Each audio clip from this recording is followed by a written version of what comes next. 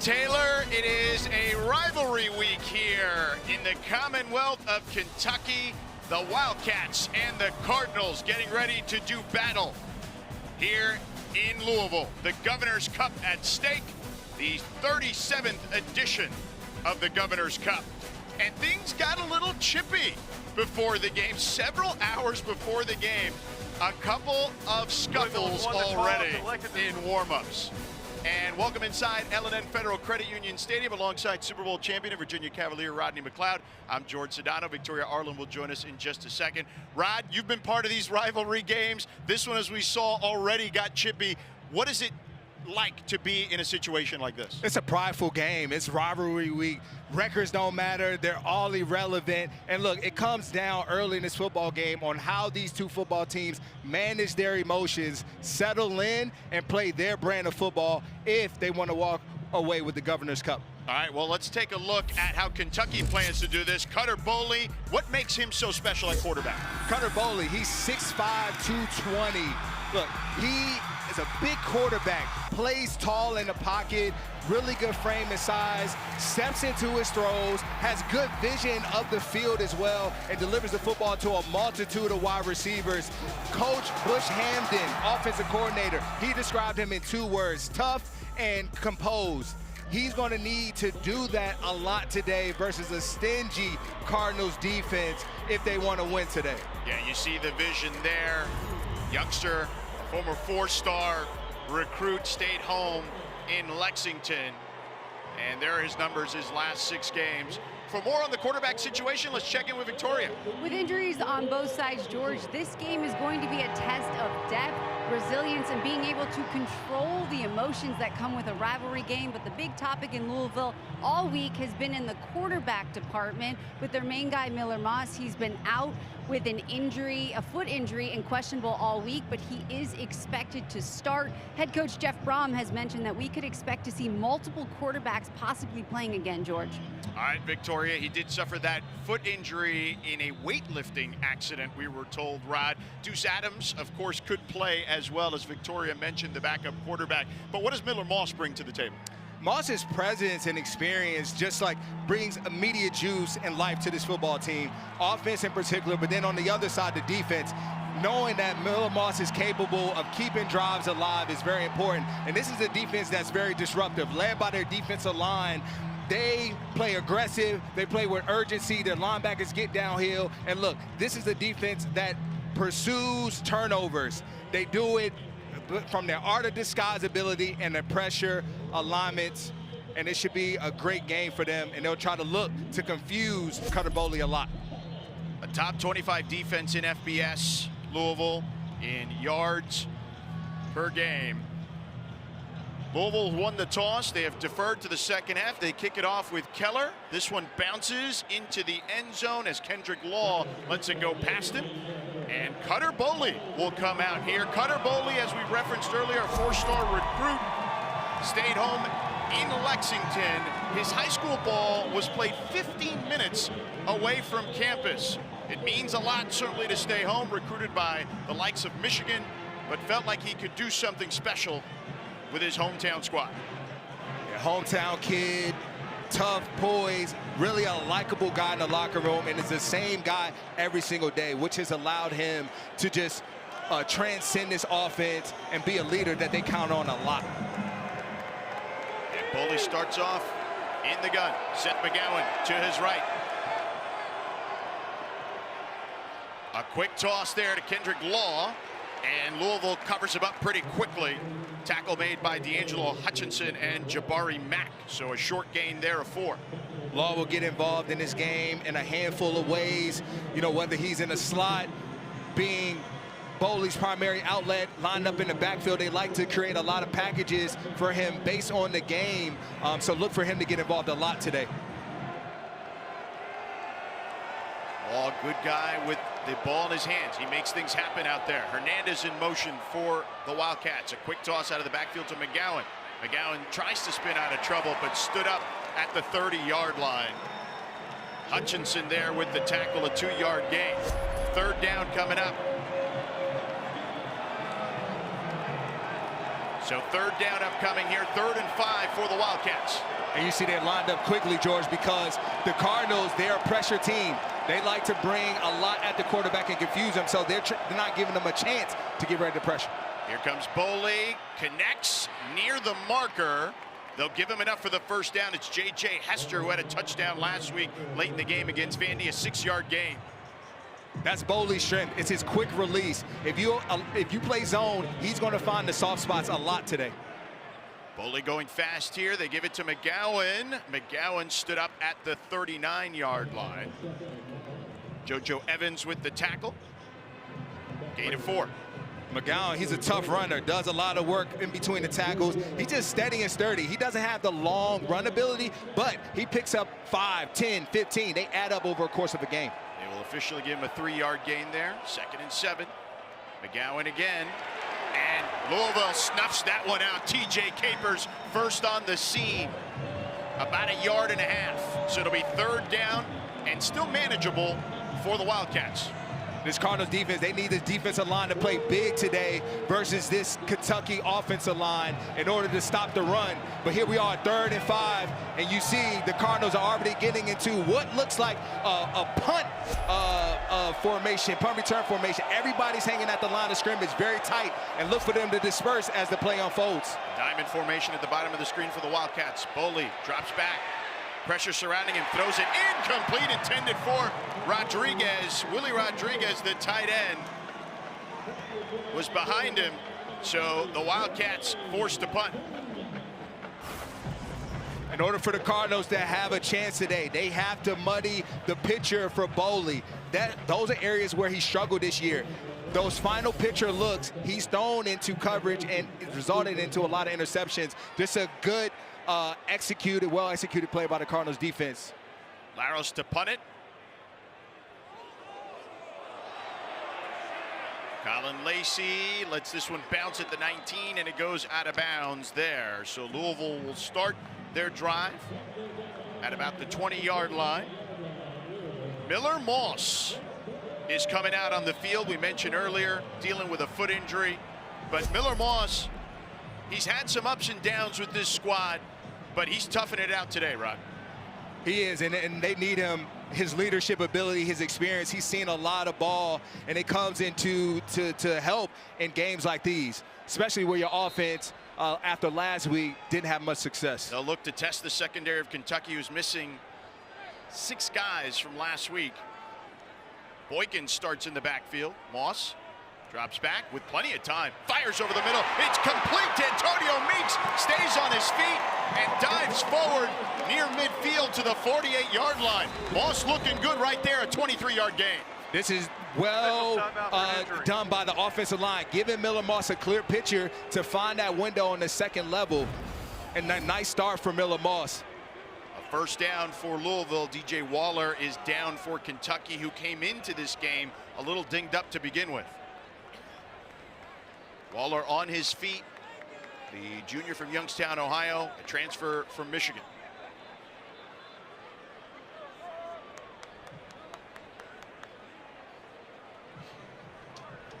Yeah, it's imperative for Moss to get off to a quick start. He's a rhythmic thrower. Means he needs to see completions early on for him to have success. And that's a great way to start. He's getting the quarterback involved early, settling into this football game. So Grant Grayton, number 30, will check in at corner from Laurel, Maryland. Good Counsel High School. Good Counsel. Rivalry of DeMatha. That's your squad, DeMatha. Yeah, one DeMatha, man. Shout out to all my Stags out there. So Grant Grayton, the true freshman, now in at corner. Moss in the gun from the 48. He's going to throw again, back to the air again to Meeks.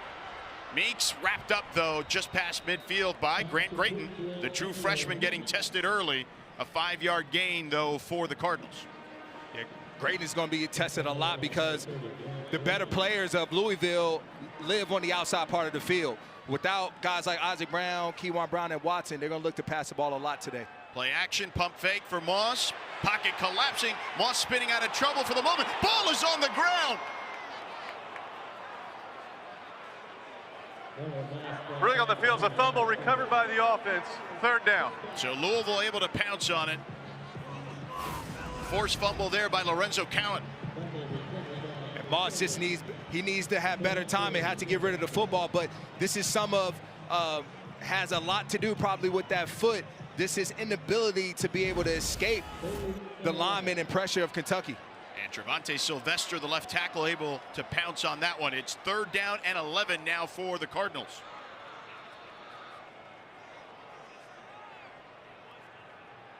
Moss dropping back under pressure again, avoids one defender, throws on the run, incomplete towards the sideline. So Moss not able to connect with Colin Lacey there. Quayshawn Scott in coverage, and you see Lacey limping off the field. Not a good sign for the Cardinals. They're having Lacey come out, but Scott just really good coverage, sticking with his man, closing in and getting that right hand in there for a nice pass breakup to get his team off the field. David Chapeau to punt it for Louisville. Kendrick Law back to receive it at his own 15 for the Wildcats. Lacey came into this game dinged up, so we'll keep an eye on that. It would be a big injury for Louisville, already missing Chris Bell. Kendrick Law with the fair catch at the 10-yard line. We'll step aside. Scoreless here in the Governor's Cup here in Louisville.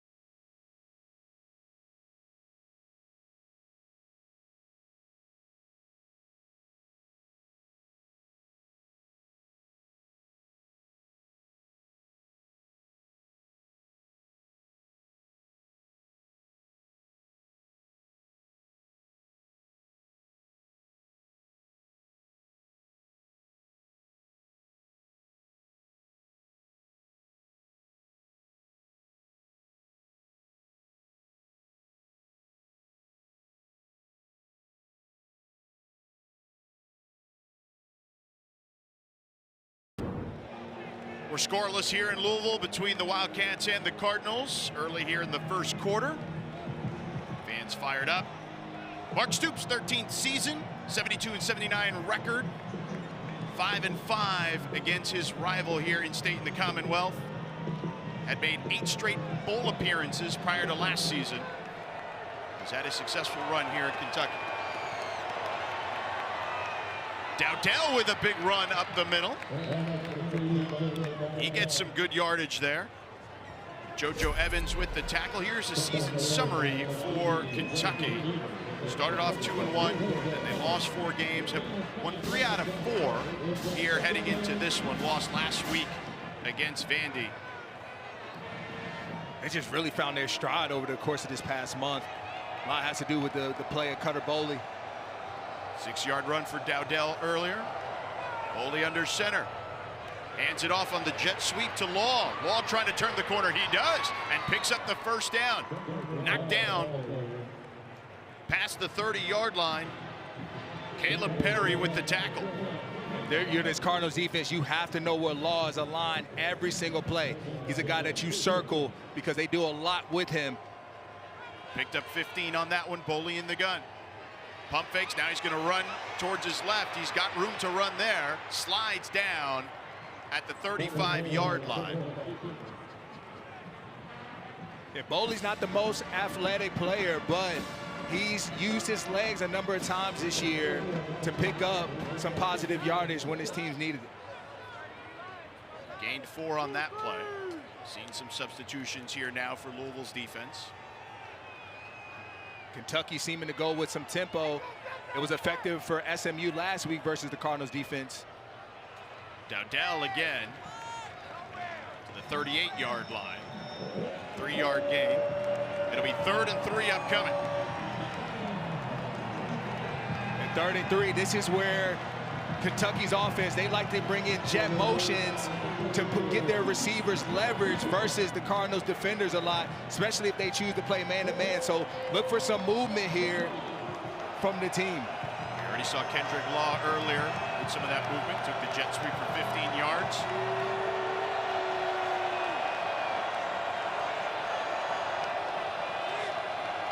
Boley in the gun. Takes the snap.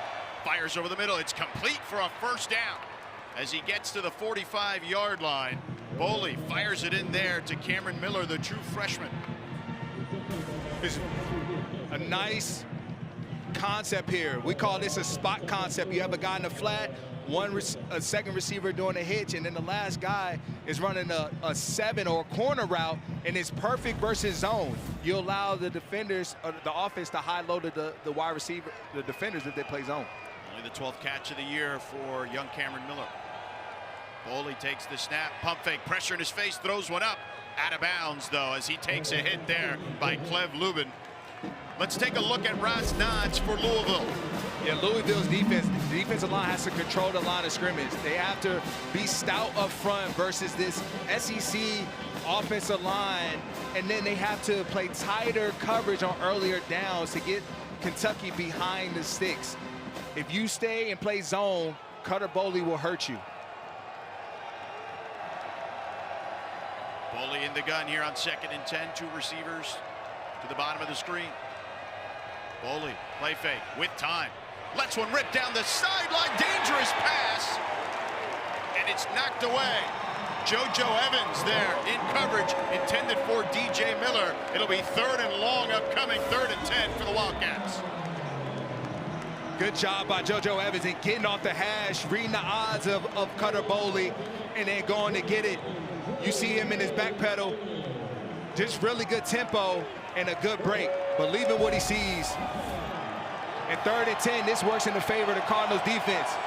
They're going to line up in a pressure look and get back and play zone, keep everything in front, keep the roof of the defense, and rally and tackle. Kentucky 2 of 3 on 3rd down today. Boley drops back, pressure coming, and Boley taken down at the 35-yard line. Wesley Bailey, the 5th-year senior, the transfer from Rutgers, took down Boley.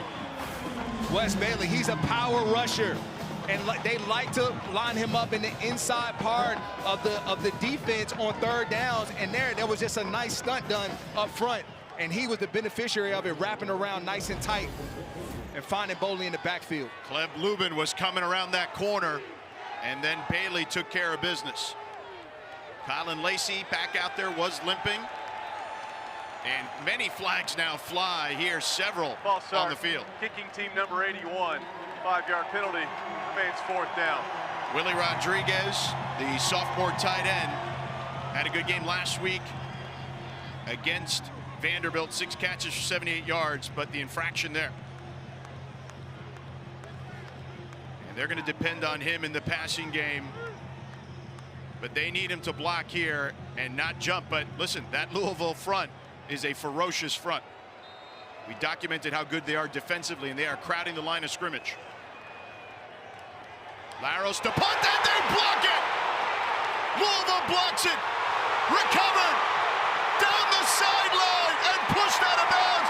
Near the 10-yard line is Terrence McWilliams Jr. And the home team swinging momentum early here with special teams. All it takes is one play, George, and special teams is the perfect play for it because you only have one opportunity to make a game-changing play, and the Cardinals special teams unit does that on this great block, just getting your hands up there. Eric Hazard. Good job by Hazard. Yeah. I mean, comes through, times it up well, puts a palm up there, and changes the game for his team and puts the offense in great field position. Eric Hazard with that block, Terrence McWilliams Jr. with the return, and Louisville will begin goal to goal. Moss in the gun, Braxton Jennings, the true freshman walk-on running back there. Takes the carry, tries to bounce it to the outside, gets inside the 5, and down near the 2-yard line. Good run by Jennings there, just tough running in between those tackles, and good push by the offensive line. That's where it all started. Here are the red zone numbers this season for Louisville, 4th in the ACC. They're going a heavy set here, the Cardinals are. 6 offensive linemen out there. Jackson Panarello, the fullback, out there blocking along the offensive line. Moss under center. They toss it. And just shy of the marker there, and the goal line is Braxton Jennings. 2-yard gain, it'll be 3rd and goal. And they had Jennings offset there slightly in the backfield to give him leverage when they toss the ball out. And they almost had it, but they got to line up, and they got to do it again. It's a rivalry game. These Wildcats, they're not walking away easy. Nothing for free in these games. Moss in the gun. I formation. Jennings tries to power his way in. He did not get there. Stopped at the goal line by Austin Ramsey, the sophomore from Philadelphia. Early on the field as a runner is short of the goal line. 4th down.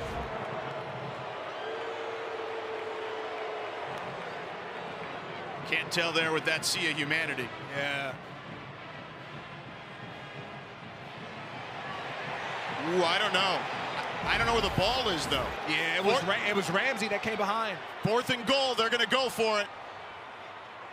Moss dives over, takes a big hit, but gets in the end zone for the touchdown. Sneaks it in. Took the hit from Alex Afari Jr., but Louisville strikes first.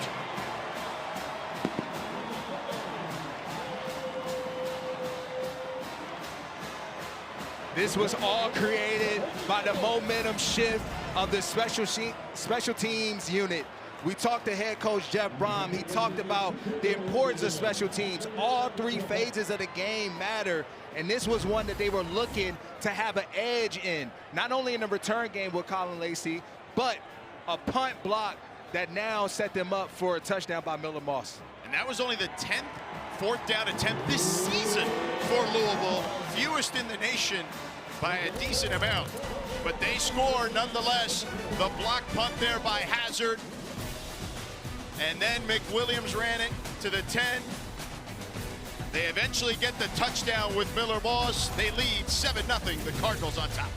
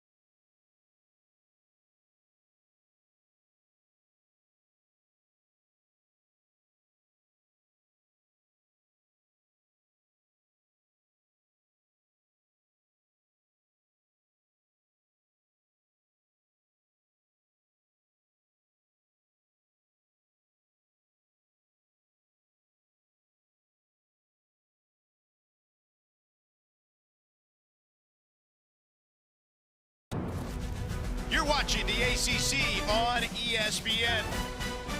The Louisville Cardinals with a 7-0 lead here. The Governor's Cup at stake, the 37th edition. There's Coach Curry and Coach Stellenberger. You see some of the previous iterations of the Governor's Cup over the 37 meetings. Louisville winning last year. UK leading the all-time series 20-16. But Kentucky has won 4 straight here in this building. By the way, Miller Moss, his 9th rushing touchdown of the season. On that last drive, Keller boosts this one through the end zone. And we'll see Cutter Boley again. And what's got the Wildcats in trouble, George, these past few drives have been when you put yourself in 3rd and long situations, they have to make sure that they stay ahead of the chains. The times where they've been 3rd and 5 or less, they've converted. 3rd and 8+, over. Cutter Boley, when we asked him about the rivalry, says, look, I'm a local kid. It means a lot. My first start was in this game last year. He said he grew up understanding that this game meant everything to this state. Everywhere you go, it's red or blue. Boley in the gun. Finds his man McGowan out of the backfield. He's spun out of bounds near the 35-yard line. TJ Quinn there to wrap him up. It'll be 2nd and short upcoming. McGowan limping a little bit there after the 8-yard gain. And that's their answer to pressure, George, is 5 out, getting the running backs out in the flats early. And if you're Cardinals defense, you got to pay attention to that. 2nd and 2. Dowdell puts his head down, picks up the first down, a 3-yard gain, but a flag on the field. Offside. Defense number 19 lined up in the neutral zone. 5-yard penalty results in a first down. That's Justin Beatles, the 5th-year senior from Atlanta, Georgia. Transfer from New Mexico State. He also made the tackle on the play.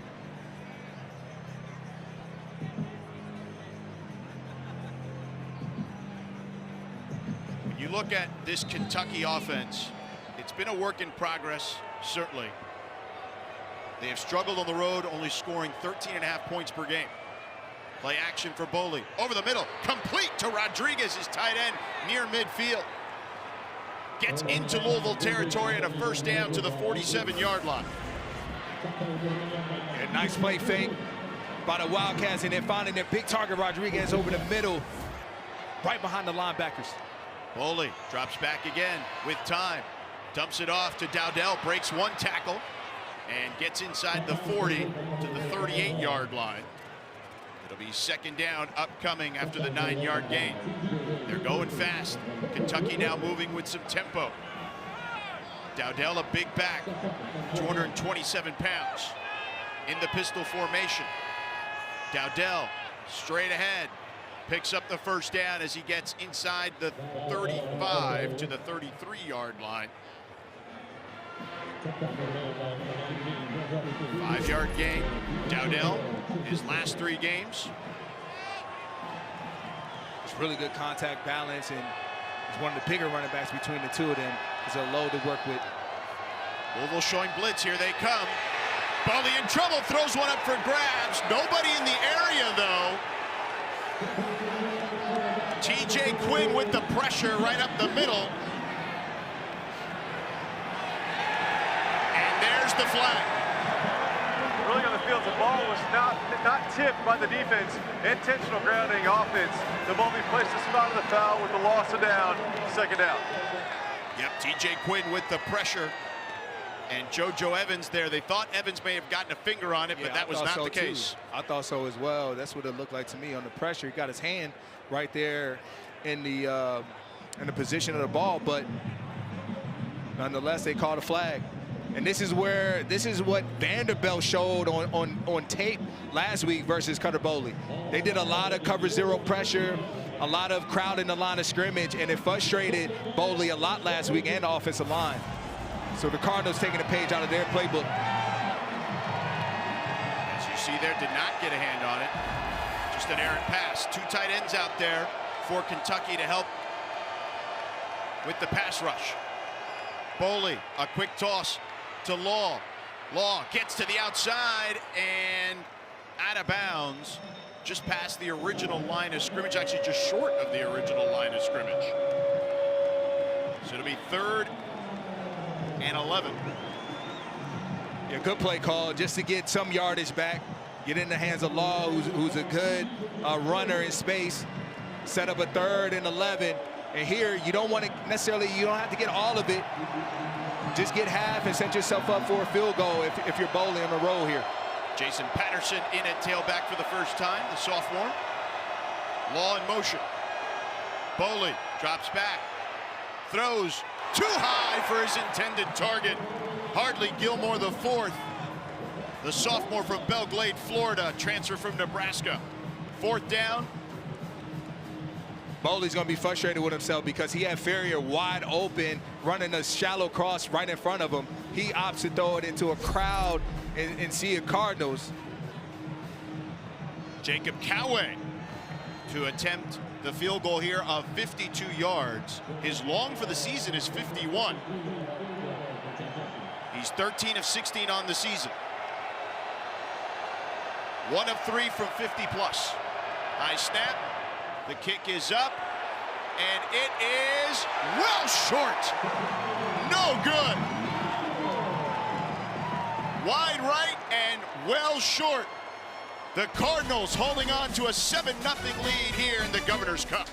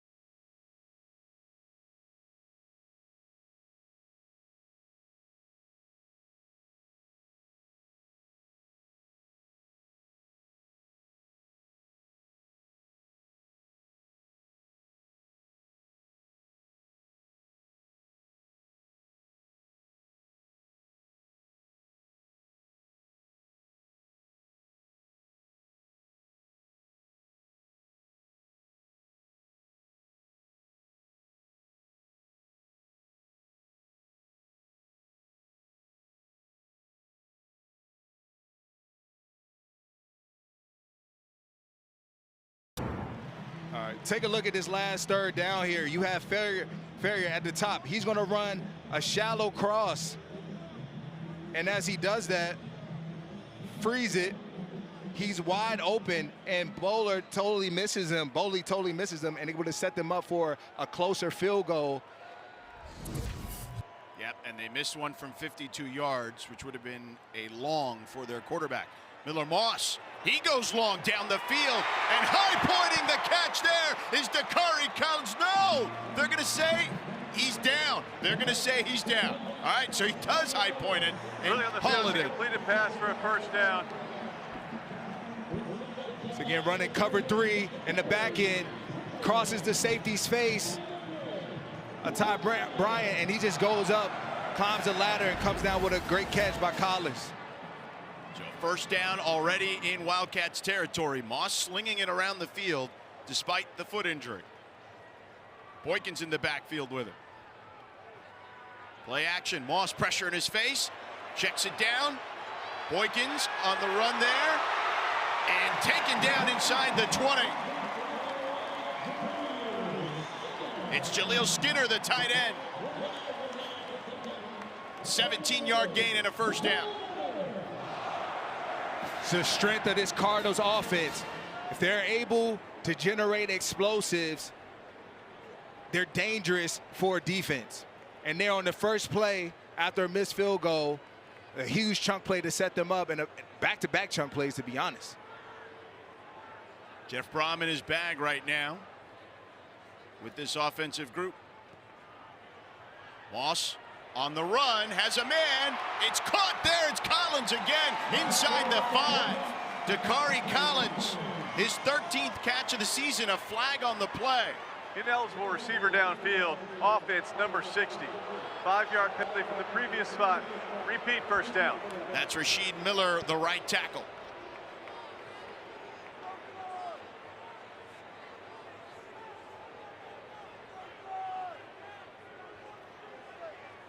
Miller, the 5th-year senior, transfer from Georgia Southern. 28 seconds to go and counting.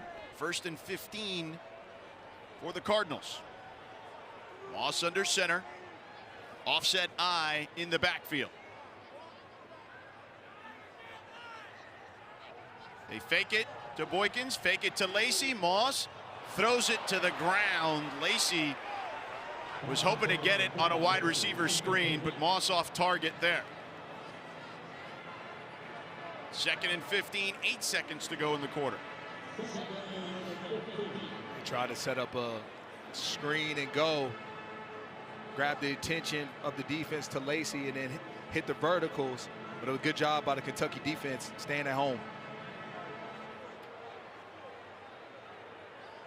Moss in the gun, empty set. Now Lacey goes across the screen to the top of the formation. Moss drops back, good protection, fires, almost intercepted, dangerous pass intended for Dakari Collins, again testing Grant Grayton, the true freshman, but a flag on the field.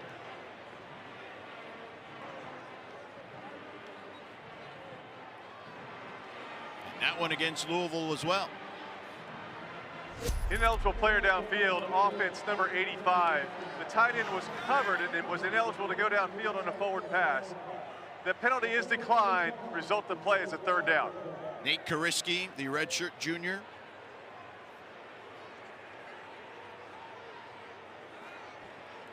Deuce Adams checking in at quarterback at the moment. He started last week against SMU, redshirt freshman from Austin, Texas. Vandergrift High School. Could be some sort of quarterback run to make this a shorter field goal, George. He hands it off to Lacey on the jet sweep, and he gets down to the 15. And that'll do it for the first quarter. Louisville leading 7-0 off a block punt. They scored a touchdown, and they are threatening again in the red zone.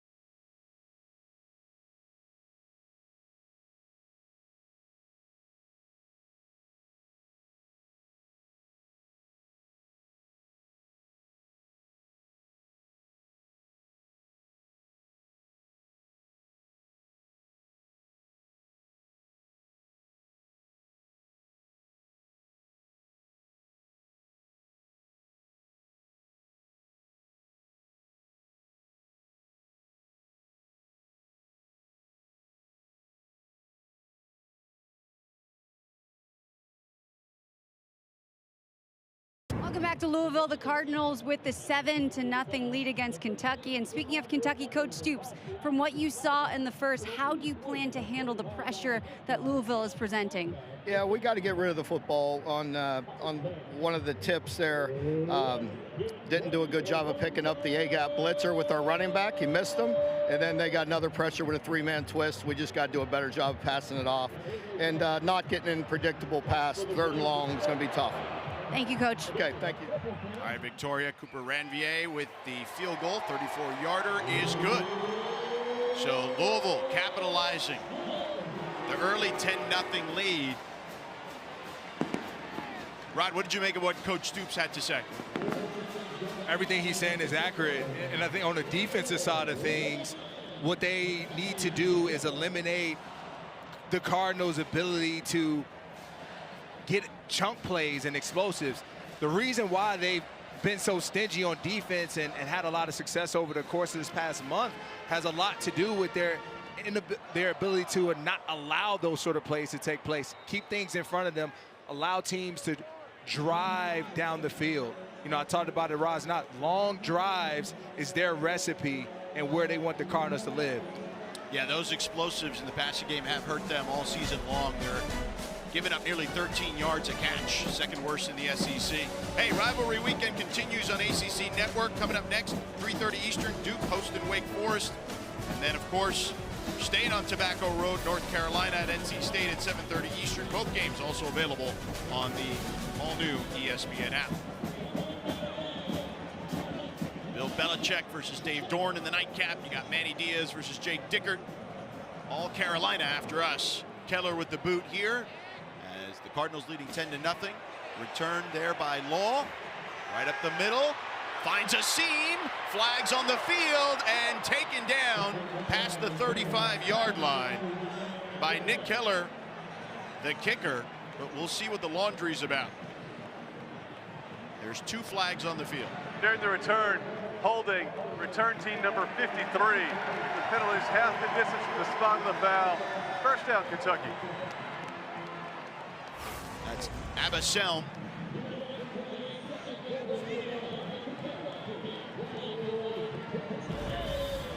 And you see there how it all went down. So Kentucky again starting deep in their own territory now at the 9-yard line. Making it difficult on themselves, and the minute you thought they would have a good special teams play of their own by Law, costly penalty, backs him up, and now they have to go 90. Jason Patterson in the backfield now. In the pistol formation, 2 tight ends out there for Boley. Patterson testing the right side. Tries to turn the corner, doesn't get much on that one as D'Angelo Hutchinson was able to chase him down. 3-yard gain. They have to continue to establish their run game. You know, Kentucky, they like a good balance between run and pass. And it's imperative that they continue to push forward on these runs just to stay ahead of the chains, as Coach Stoops talked about. And again, Jason Patterson in the backfield. Seth McGowan limped off the field earlier. Dante Dowdell has played in this one as well. Boley drops back. Got time. He's going to show off his wheels here a little bit, and wrapped up at the 16 by TJ Quinn. It's a 4-yard gain. 3rd and 3 upcoming. They're going fast. Boley changing the play at the line of scrimmage. And you see the reason for that tempo, Jordan, is to get the defense to declare what they want to do right now. We'll see if the Wildcats can take advantage of it. Louisville rushes 5, and they get Boley again. Cleb Lubin, another sack, his 6th of the season. Lubin caused the first one where Wesley Bailey took advantage of it and registered the sack, but Lubin has been everywhere today early on. This defensive line is disruptive as disruptive gets, and there Lubin, he's just doing a nice long arm, walking the tackle back, and then falling right into the lap of Boley for a sack. Aiden Laros to punt it. Again, we have a new long snapper here. Laros punts it. Lacey retreating, fields it inside his 30. He's going to run for it. Makes one man miss, cuts back inside, flag on the field, headed towards the outside and out of bounds in Wildcat territory, but 2 flags on the field, one at the 32 and another near midfield. A 58-yard punt, 23-yard return. We'll see what the flag is about. Our referee today, Jason Autry. Could be a block in the back. Yeah, right there, we saw it. That looked to be Raymond Mosby. But there are 2 flags on the field. Still conferencing. Jason Autry with his crew.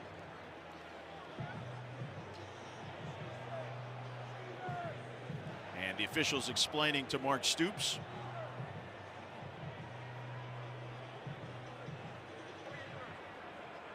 There are multiple fouls by the receiving team. Personal foul, unnecessary roughness, receiving team number 40. That penalty is declined. During the return, illegal block in the back, return team number 30. The penalty is 10 yards from the spot of the foul. First down for Louisville at that spot. Timeout. So Eric Hazard with the personal foul. That one's waved off. But Raymond Mosby with the block in the back. 10-0 Louisville.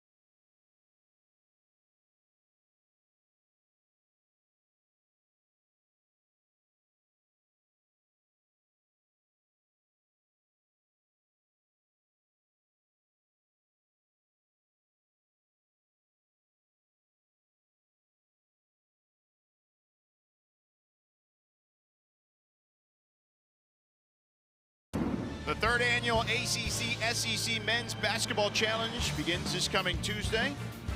Doubleheader begins with Oklahoma and Wake Forest, followed by Georgia and Florida State. Then on Wednesday, LSU and BC. Mississippi State at Georgia Tech in Atlanta. And of course, you can catch both nights on the ACC Network and the all-new ESPN app. Miller Moss and company back out on the field on their own 20. Moss on the roll. Towards the sideline, complete to Trayshawn Hurry. So Hurry picks up 7 on that one. It'll be 2nd and 3 upcoming. It's a nice, well-designed play. First down, soft zone outside. Saw the cornerback Graydon bail on the snap, taking what the defense gives him. Moss looks good out there thus far. Braxton Jennings, the walk-on freshman at tailback. So many injuries to the tailback position for Louisville. Here's Jennings, gets to the 30, should have enough for the first down. No decision yet. They're going to say he's just. Are they going to give him the first down? We have not decided yet. They have not moved the chains, and now they will move the chains finally. So it is a first down. I know it's cold out there, but everyone needs to stay moving if it's cold. So even the chain gang. Hands off to Jennings again. Jennings gets down to the 5. Gerard Smith with the tackle. Let's check in on Rod's nods here for the defense for Kentucky. As I mentioned earlier, George, Kentucky wants to force the Cardinals into long drives. Don't give up the chunk plays, and then tackling well on the perimeter. The ball is going to be outside a lot, giving the chance to their skill players, so they have to make sure that they hold up well. Chris Hughes in the backfield. He flares out. Moss stepping up in the pocket. He's going to tuck it and run. That foot injury, remember, he's dealing with. He gets the first down, and he is toughing this one out, man, to try to get the victory here. A 13-yard gain. Yeah, limping and all, George. Moss putting it all on the line. That's what you want to see from your quarterback and your leader of your football team.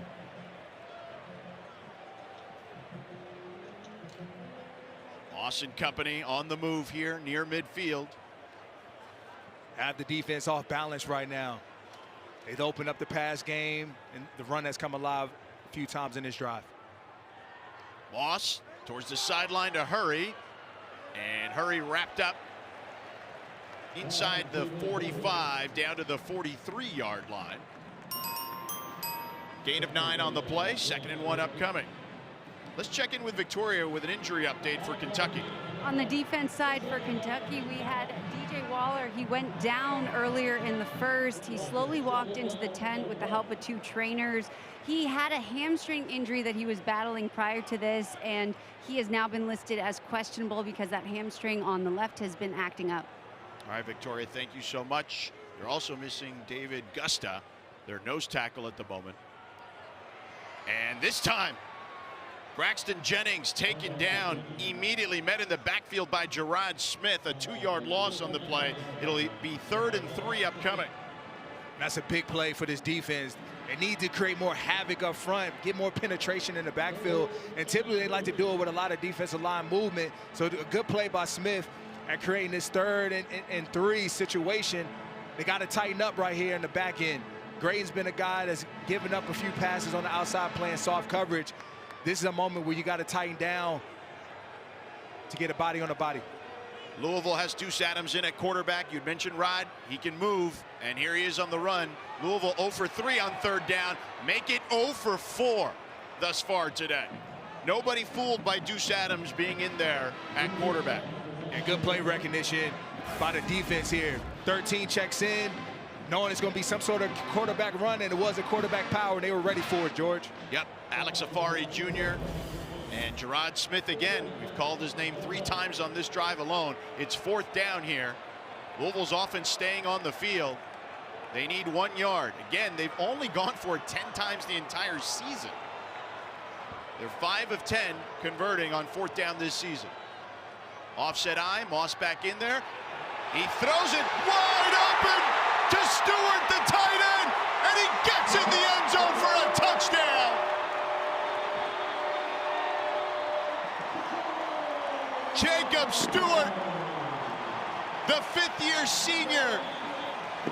They told us seldomly used, but could get in there today. His 4th catch of the season. This one, his first touchdown of the season.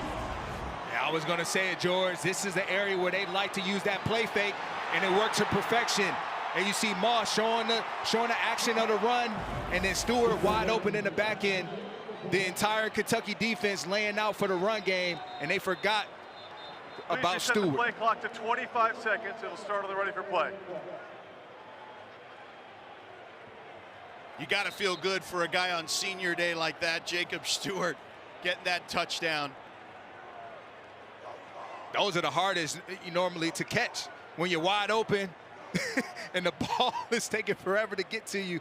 but good job by the concentration by Stewart to catch it and then get in the end zone. Ranvier, the extra point is up and good. A 43-yard score. Moss's first touchdown pass since week 10 at Virginia Tech. Gets it to Jacob Stewart. Miller Moss and company rolling right now, up 17-0.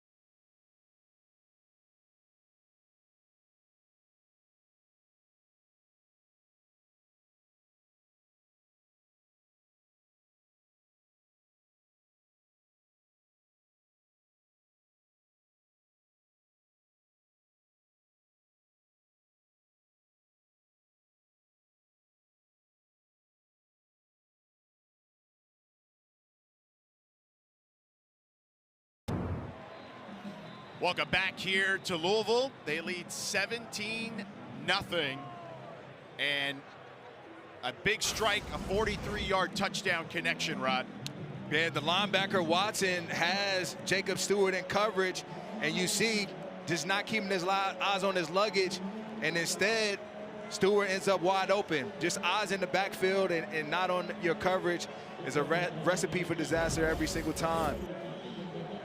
You can also see Cedric Wirtz there, the true freshman from Dayton, Ohio, ran into the official, which didn't help either. And Miller Moss, 7 of 10, 133 yards, 1 passing touchdown, 1 rushing touchdown, averaging 19 yards per completion, and they've scored on all 3 drives here to start this one. They kick it off. Law will field it. And Law taken down just past the 20 to the 21-yard line. Cutter Boley will come out again. Boley, again, a 4-star recruit, stayed home. Bush Hamden, the offensive coordinator who spent some time as a QB coach in the NFL, told us, Rod, he's a NFL-type prospect, still very young, though, at this stage of his career in college. And he's done well for them, George. You know, like I said earlier, he has all of the intangibles, but also the size and stature to be a good quarterback. Pistol formation, play action, Boley in trouble, gets around one defender, floats one, incomplete, out of bounds, intended for Jamori Macklin. JoJo Evans in coverage, and Boley's having to dodge defenders constantly back there, Rod. That defensive line, disruptive gets right now, and they took away a huge opportunity for the Wildcats. They had Macklin wide open because of the pressure of the defensive line. Boley had to dodge them, and he was unable to see it. By the time he saw it, he was on the sidelines, and that's why it was a bad throw.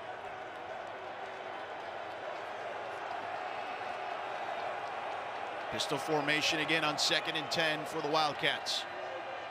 They hand it off, straight ahead. It's Dante Dowdell. TJ Quinn with the tackle after a gain of 3. Let's check in with Victoria quickly. All right, I got 2 injury updates for Kentucky. We had Seth McGowan. He is dealing with a groin injury. He is questionable right now. That's number 3. And then We had David Gusta, number 60. He has a right calf injury that he is dealing with currently. He's been limping on the sidelines. He is listed as questionable as well. But with Seth, I've seen him trying to run through some drills, but still questionable. All right, Victoria, thank you very much. 3rd and 7 here. Gusta the nose tackle, but McGowan the tailback who started the game. Boley finds his man on a crosser. It's Macklin, turns the corner, out of bounds, but a flag comes in. Should have enough for the first down at the 35, but we'll see what the flag is about.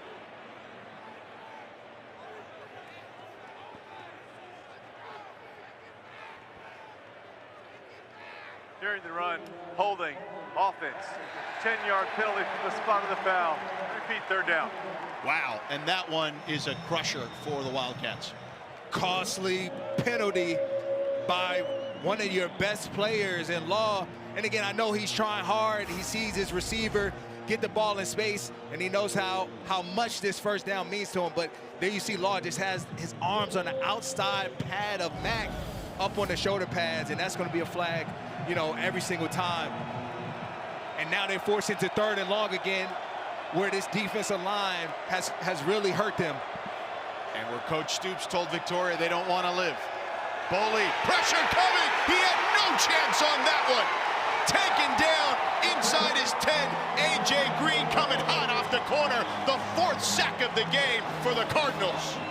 A.J. Green is one of their best edge rushers. They bring him in these passing situations for these reasons right here. But this is unacceptable. You have 3 defensive linemen up on the field there, and you have 5 offensive linemen to block them.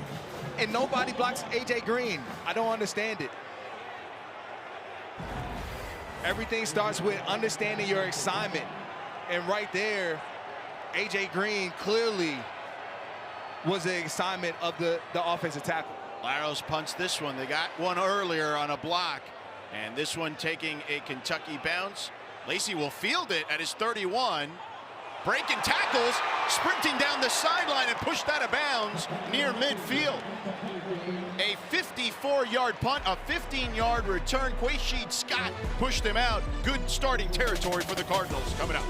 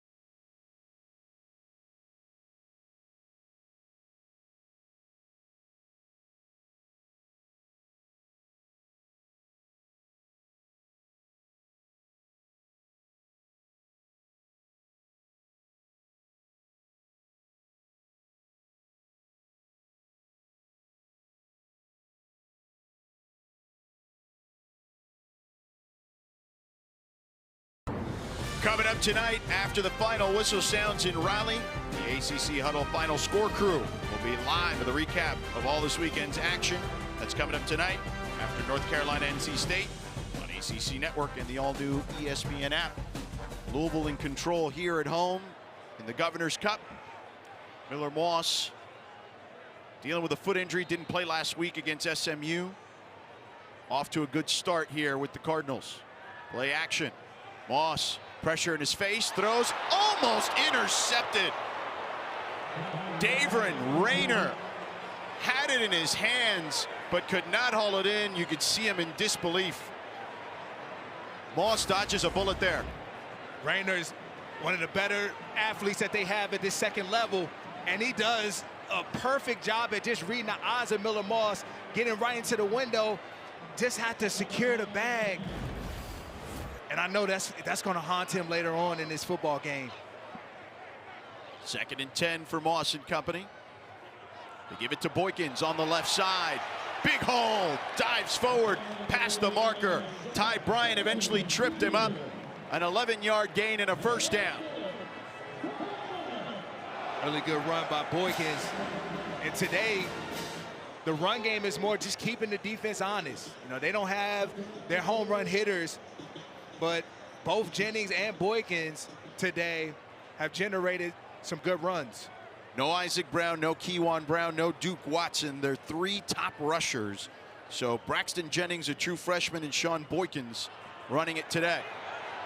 And a run here by Boykins. A converted running back from wide receiver has another first down.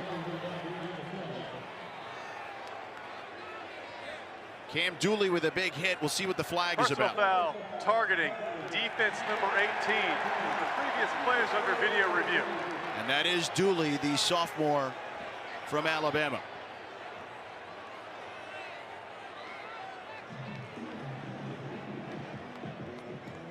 So they'll take a look at that. We'll take one more look here. Oh, yeah. 6-inch radius of the crown of the helmet.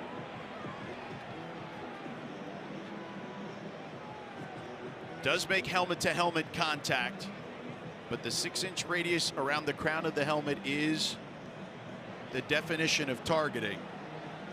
He does lead with his head.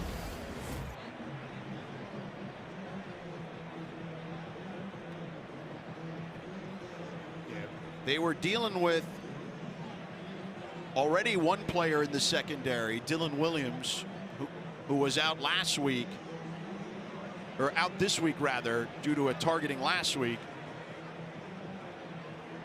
And already thin in the secondary. We touched upon it to begin the broadcast. 6 guys down in the secondary for Kentucky. It's hard to overcome. And I just would like to see Dooley there just kind of lead more with his shoulder and bring his arms into the frame of the offensive runner there to avoid that head-on collision. Just the technical side of things. We put him in a poor position. We see what the review crew is looking at. They are looking to see if it is indeed the crown of the helmet or that 6-inch radius that I referred to earlier.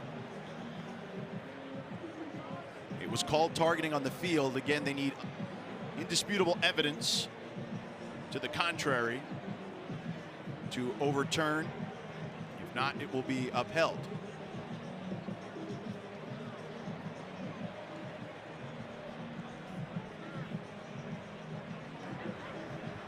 After video review, there is no foul for targeting. The result of play is a first down. Wow. So Kentucky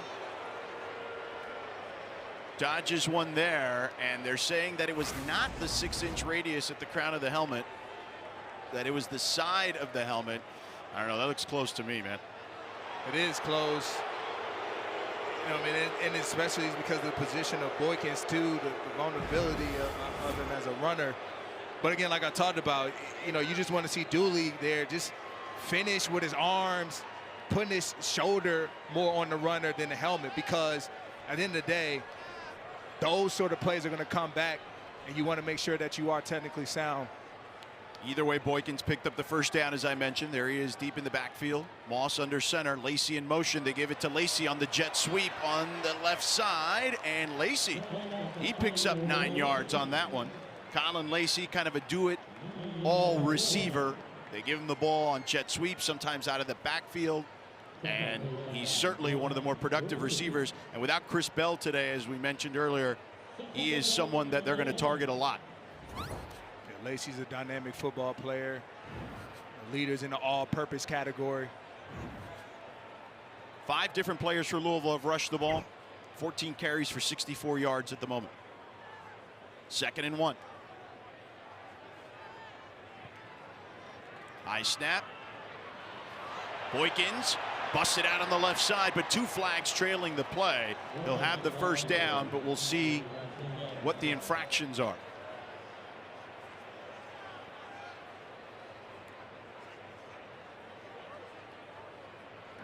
There are multiple fouls on the play. Holding, offense number 66. Personal foul, hands to the face, defense number 94. Those fouls offset, repeat 2nd down. So that's Mac Pounders, the tackle, 5th-year senior for Louisville, and Tavion Gatson, the sophomore defensive lineman for Kentucky. You see Gatson, that right arm right into the face mask. But Kentucky, they need their playmakers to make a play. You know, it's time, and Rayner had a chance at that, but they have to find a way to just make a play. They're on their heels too much. 2nd and 1, Moss under center. Boykins takes it on the left side, has the first down, and stood up at the 20. Jonquise Hardaway tackled him, but a 4-yard gain and a first down, and the Cardinals in the red zone again. And what I mean by make a play is not to play hero ball, but just do your 111 to the best of your ability. That's what's needed right now. Yeah, do your job. Defensively, this is a group that, a senior group that they're proud of. When we spoke to Brad White, their defensive coordinator, talked about their competitive toughness. Struggles early on in the season, but kept fighting and have played much better as the season progressed. Moss connects over the middle for a first down to the 9-yard line to Antonio Meeks. 1st and goal, Cardinals.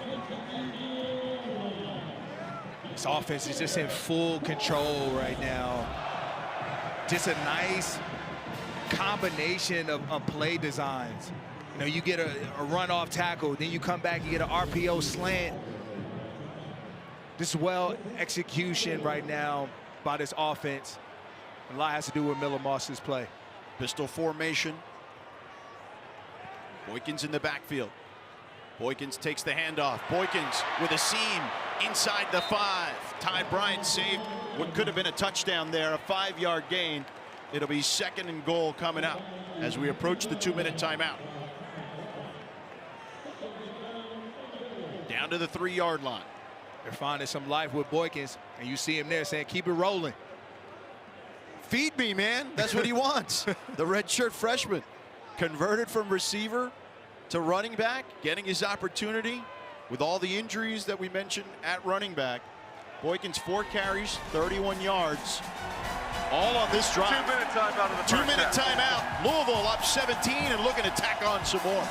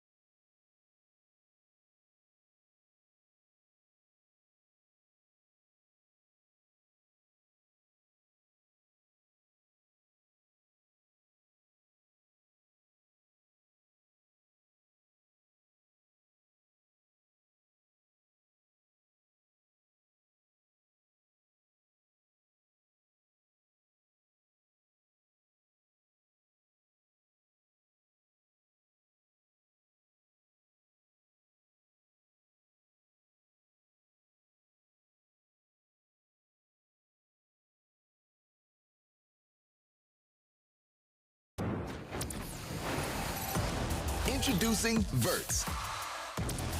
Swipe for news and highlights. Now available on the ESPN app. Make sure you get the ESPN app. A day like today is a fantastic time for that. You can watch up to 4 games at once. This one here, Louisville in command, 17-0 coming out of the 2-minute timeout. It'll be 2nd and goal from the 3 as they look to take an even more commanding lead here in the Governor's Cup. Pistol formation for Moss. Boykins behind him. Boykins this time met immediately. A loss on the play. Mykese Humphrey Grace was first there, a 3-yard loss. 3rd down and goal from the 6. Kentucky has called their first charge timeout of the half. It's 30 seconds in length. Please reset the game clock to 1 minute by 54 Kentucky. seconds. 1:54. Thank you. Mark Stoops wants to talk this thing over, and also as they have 2 left, we'll have an opportunity to try to put up some points on the other side here. A field goal is a win, certainly, if you're the Wildcats. Field goal or turnover. That's all Stoops is saying, but he also is telling his defensive linemen to be smart. You know, emotions are running high, and there was a lot of jawing and talking after that play, and you would hate to see such a positive play get wiped away by just extracurriculars that are unnecessary at this point. You know, do your job in between the whistle. That's what matters right now. You know, you got to get yourself back in this football game, and so this 3rd down is very critical. You have to be stingy. I don't expect the Louisville offense to run the football here. I expect them to put it in the hands of Miller Moss and try to create a man-to-man situation, pick route or something to free up a wide receiver. They're 0 for 4 on 3rd downs thus far today, despite the 17-0 lead. They've amassed 128 total yards this quarter. Moss being chased, flushed out, smartly throws it away. Alex Afari Jr. with the pressure on Moss. Again, Moss hampered by a foot injury. Run of the field, it's number 3 was in the area. Incomplete pass. 4th down. And that was Dakari Collins, who was near the football. So 4th and goal. The kick unit is out. Cooper Ranvier attempting his 2nd field goal of the day. Smart play by Afari. There, just to mirror the hand. Don't do anything stupid or foolish to hurt your team. A 24-yard attempt.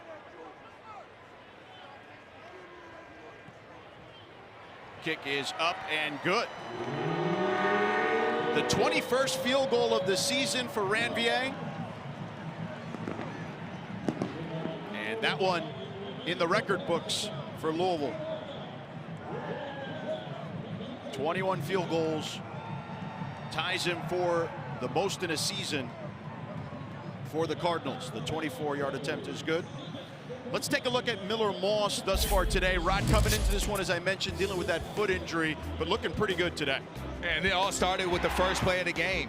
They ran a nice dig route to just get him involved in this game, putting their trust in him and allowing him to help this football team out. And he's done that in a number of ways, and it's all been predicated on his decision-making, his decisiveness, and his willingness to just come back out here, man, and be a fighter. Yeah, when we spoke to Jeff Brom earlier this week, man, he was not necessarily expecting Miller to even be out there. He said it was going to be a true game time decision. When he took reps earlier this week, he said he looked slow. You know, they worked him as much as they could, but also had to try to be cautious in the ramp up because of that foot injury he suffered in the weight room. Patterson fields this one, and a good tackle there by the Cardinals. Excellent work on special teams there by Justin Agu. Another good play on special teams. You know, there's a minute 40 left. You know, this matters. Again, you're making the Wildcats have to drive the length of the football field. They'll start at the 16-yard line. Cutter Boley taking the field again. 9 of 14, 66 yards. Louisville showing blitz. Hester in motion. Boley in the gun, wants the snap, he gets it, pressure coming. They check it down to Patterson, and Louisville reads the whole thing. A loss on the play there. Jason Patterson nowhere to go, a 2-yard loss, 2nd and 12. Man, the speed of this defensive line. Lubin just saw that and read it right away, and it got to the side. Made the tackle. Boley and company on 2nd and 12. 3-man rush, Boley with time, nobody open though. He floats one incomplete to Patterson. Really on the field, it's an incomplete forward pass. 3rd down. TJ Quinn in the area for the hit. 3rd and 12. Right now, this offensive line has to protect Cutter Boley. That's been the problem this entire first half. He hasn't had the time to find his wide receivers down the field to create those vertical opportunities. Wildcats 2 for 8 on 3rd down. The Cardinals still have 3 timeouts. They bring 5. Boley in trouble again, and Boley taken down. They'll mark him down at the 1. Cleb Lubin, his 2nd sack of the game, the 5th sack today for the Cardinals. Really on the field is that the runner's forward progress was stopped outside the end zone at the 1-yard line. Lubin's making his presence felt on this drive, and there you see one of their best 2 pass rushers on the same side. You have Lubin and Wesley Bailey running a nice game and a stunt, and Lubin comes right in the inside, and they don't pass it off well and up in the offensive line positions. Aiden Laros had one blocked earlier, and he is now at the edge of the end zone. The defense firing up the crowd in that end of the end zone. It's a dangerous spot to be in. If this Wildcats punt unit, you talk about it at this part of the field, Lily George, at the minute the punter grabs the football, he has to get rid of it. You can't take your normal approach. It's one stepping out. Alex McLaughlin is the long snapper here, and he was already injured earlier in this game. He is back in there.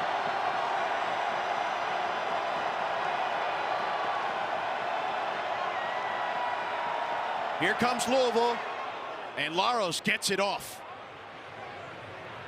Lacey fields it in his own territory around the 45 and tries to get back there. He'll get to about the 44, a 55-yard punt, no return. Laros did a good job there for the Wildcats, considering he was pinned in the back of his end zone. A good punt by Laros, but what about Kendrick Law on the special teams unit, running down the field to be the first person that Colin Lacey sees? Receiving team number 42. The 15-yard penalty is assessed from the end of the kick. After enforcement, it's 1st down for Louisville. That's Jaden Minkins with the infraction there. So they'll be backing up Louisville 15 more yards to the 29-yard line. And again, Louisville has all 3 timeouts. Kentucky still has 2. If you're Kentucky, keep the ball in front of you right now. Nothing over the top.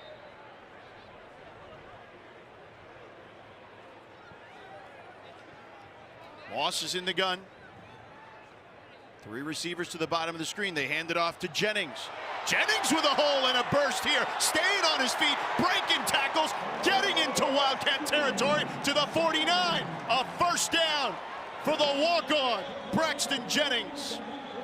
Cardinals offense took advantage of the 3 down linemen that Kentucky was in. Moss going quickly here. They bring the blitz over the middle. It's complete. Down to the 40 for another 1st down to Chris Hughes. Redshirt sophomore. Louisville's called their 2nd charge timeout of the half. It's 30 seconds in length. Please reset the game clock to 41 seconds. 4-1. Thank you. So that's their 2nd timeout. We had that wrong on our score bug show. They now have 1 timeout remaining, Louisville. They called one on the sack earlier by Cleb Lubin. So 1 timeout, Jeff Brom and company. The ruling of a completed pass on the previous play is under video review. They'll check to see if Hughes caught the ball, but Jeff Brom, to use an adage from the old Karate Kid movie, they're going to sweep the leg here, Rod. They're going after him. It's a nice first play to start the drive. Had everything to do with what they saw up front from the defensive lineman. Oh, that ball hit the ground. Yeah. His arms died as he was going to the ground there. A lot had to do with the hit. Yep. By Scott. Yep. Quaysheed Scott coming in and violent tackle on the receiver Hughes.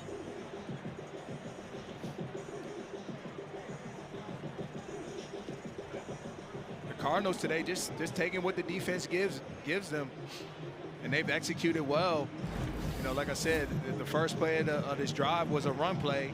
Everybody's probably wondering why, but it had a lot to do with the Wildcats only having 3 down linemen. You like those odds. Picked up a nice game because of it. Here's one more look.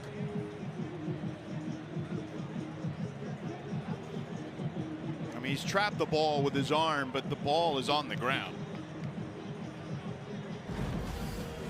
And Jason Autry, our lead official, was getting off the headset, but now back on. Looks to be incomplete to me. We'll see what the officials determine here.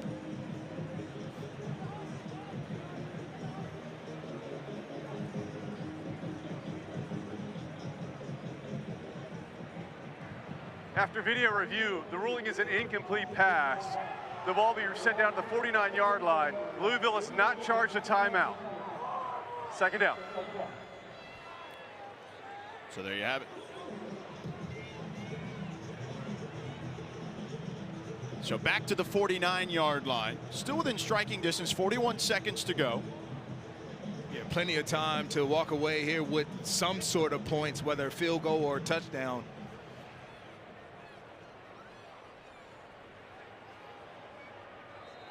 So Louisville gets 1 timeout back. They have 2. They hand it off to Jennings. Not much there for Jennings, about a yard. Louisville has called their second timeout of the half. It's 30 seconds in length. Please reset the game clock to 39 seconds, 039. So 1 timeout left, 3rd down. Cooper Ranvier this year. His long is from 51. That was against Clemson, but that was also a night where they had some struggles kicking the ball. Ranvier doing a good job today, as he's got a pair. But Nick Keller is also their long field goal kicker, and his long this year was 57. So if they pick up the first down, they'll have a shot with Keller potentially on a long field goal attempt. We'll see what they can muster up here.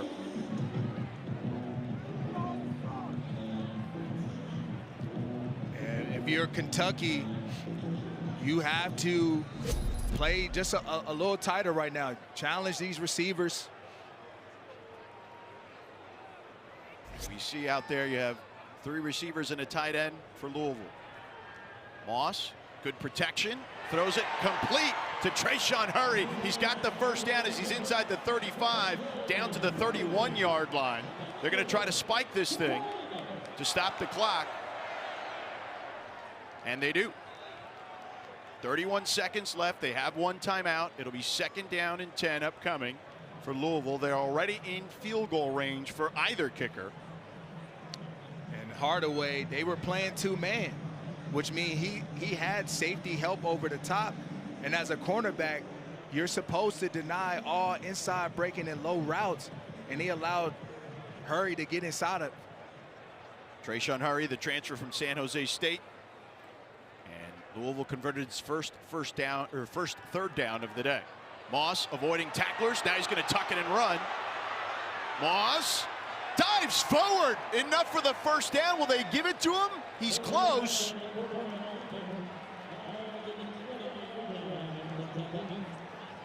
They're still trying to determine it. He did stop the Ruling clock. on the field is a forward fumble out of bounds. By rule, the clock will start on the ready for play. I did Please not see reset that the initially. clock. Ball the game was clock to 20 seconds. swiped out from Louisville's called behind. the third and final timeout of the half. So Dangerous play by Moss. Mike's Humphrey Grace chased him down. Moss, again, as we've documented here, dealing with a foot injury and was chased down. I mean, listen, I give him credit for just trying to pick up the first down. Yeah, gutsy play, but don't put the ball in harm's way because of it. He's very fortunate that ball ended up out of bounds. You got to have two hands on it right there as you're getting closer, right? Correct, absolutely. And at that point, you know, you gotta tuck it, get two arms around the football. So they did give him the first down. The ball fumbled out of bounds. I expect them to try to go to the end zone again here, George. They still have 20 seconds, and they drew up a double move on that last play because they're in that high red area. That go zone is what a few coaches like to call it. And so I expect them to try and do the same again. And if you're Kentucky, you have to realize, look, don't bite on the first move. Keep things in front of you right now. The worst thing you could do at this point is give up a touchdown. They already have 3 points. Moss 9 of 15 for 161 yards and a touchdown. We've got movement up front. That's an easy full start call. Ball start. Offense number 70. 5-yard penalty. Remains first down. Trevante Sylvester, the left tackle, the fifth-year senior transfer from Houston.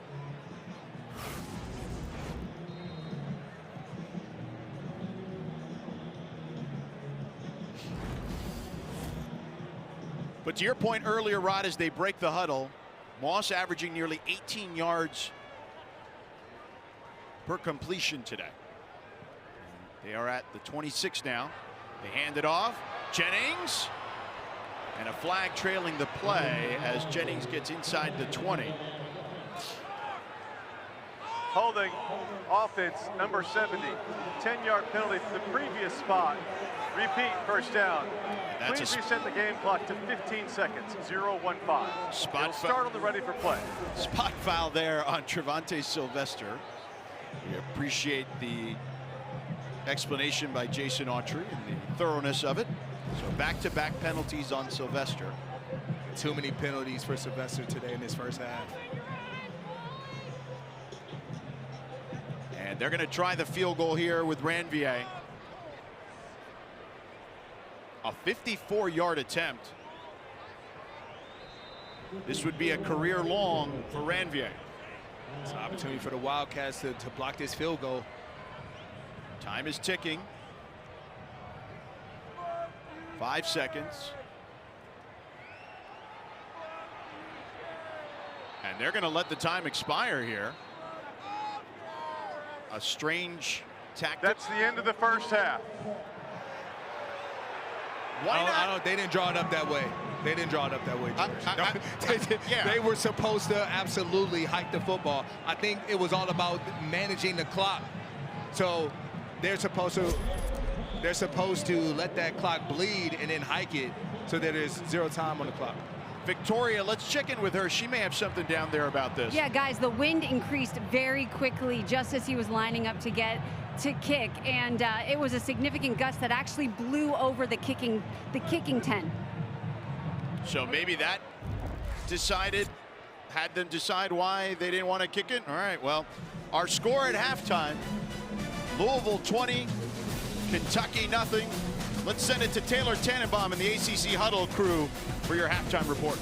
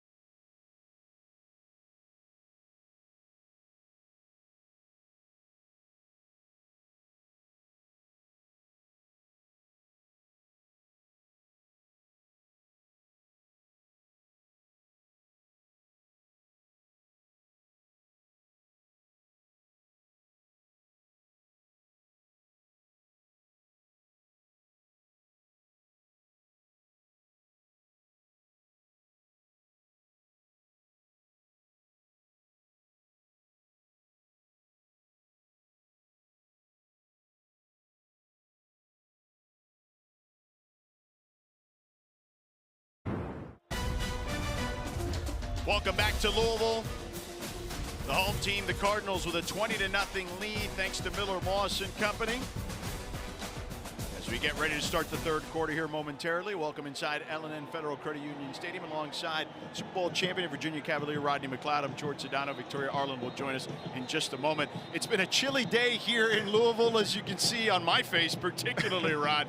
But it's time to get into how Louisville has been able to dominate. Is It In You? Brought to you by Gatorade. How has Louisville been so dominant?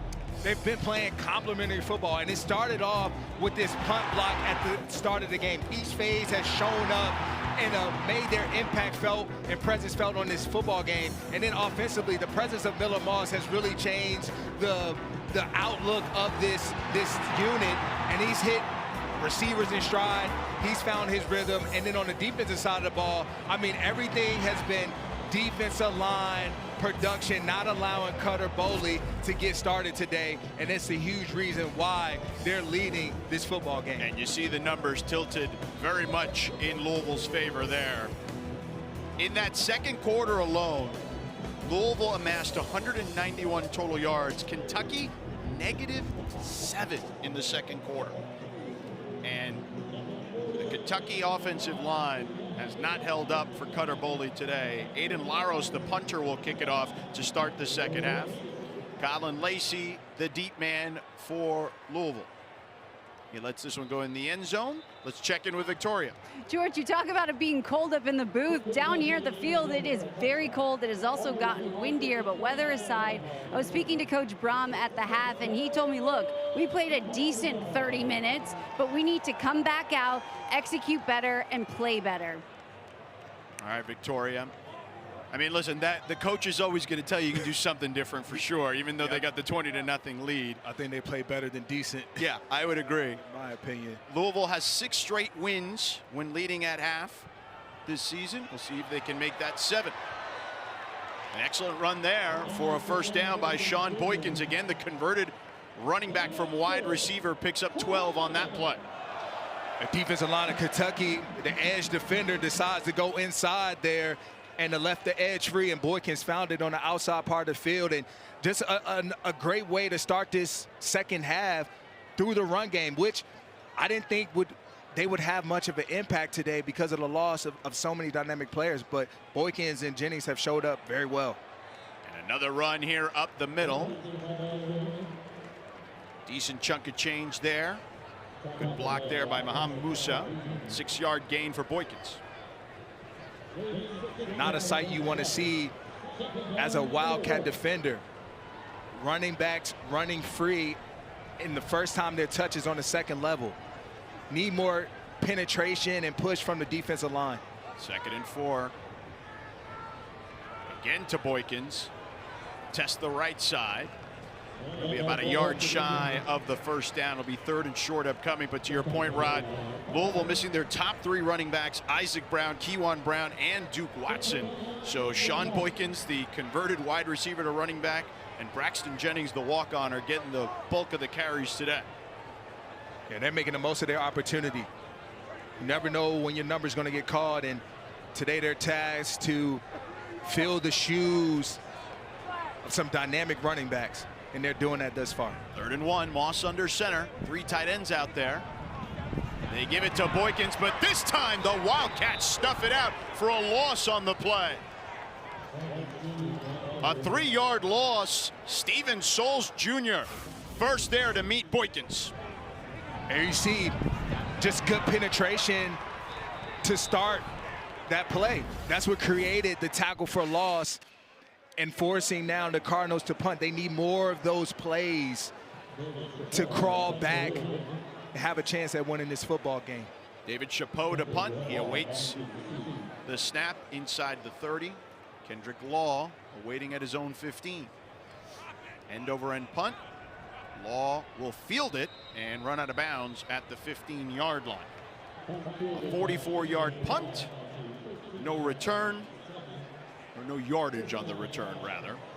And we'll stay here, and let's see what Mark Stoops and Bush Hamden, the offensive coordinator for Kentucky, have in store for this particular offense, who struggled in the first half, as we mentioned, and in the second quarter particularly, -7 yards in that second quarter.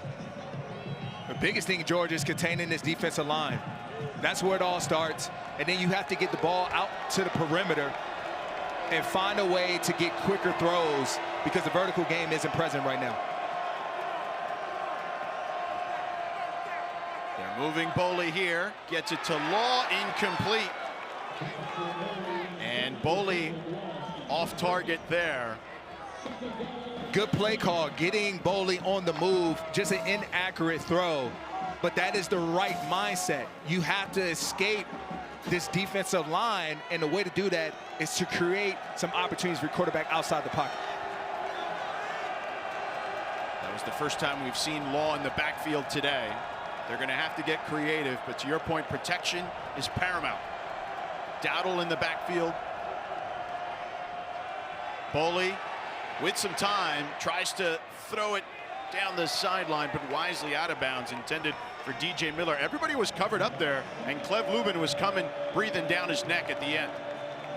And Lubin has been in the face of Boley all day, and a lot has to do with who's he going up against. Woolschlager there. You know, majority of this football game, he's been the victim that they've been attacking up front. 3rd and 10 now for the Wildcats. Boley 2 for his last 7. Here they are showing a pressure look.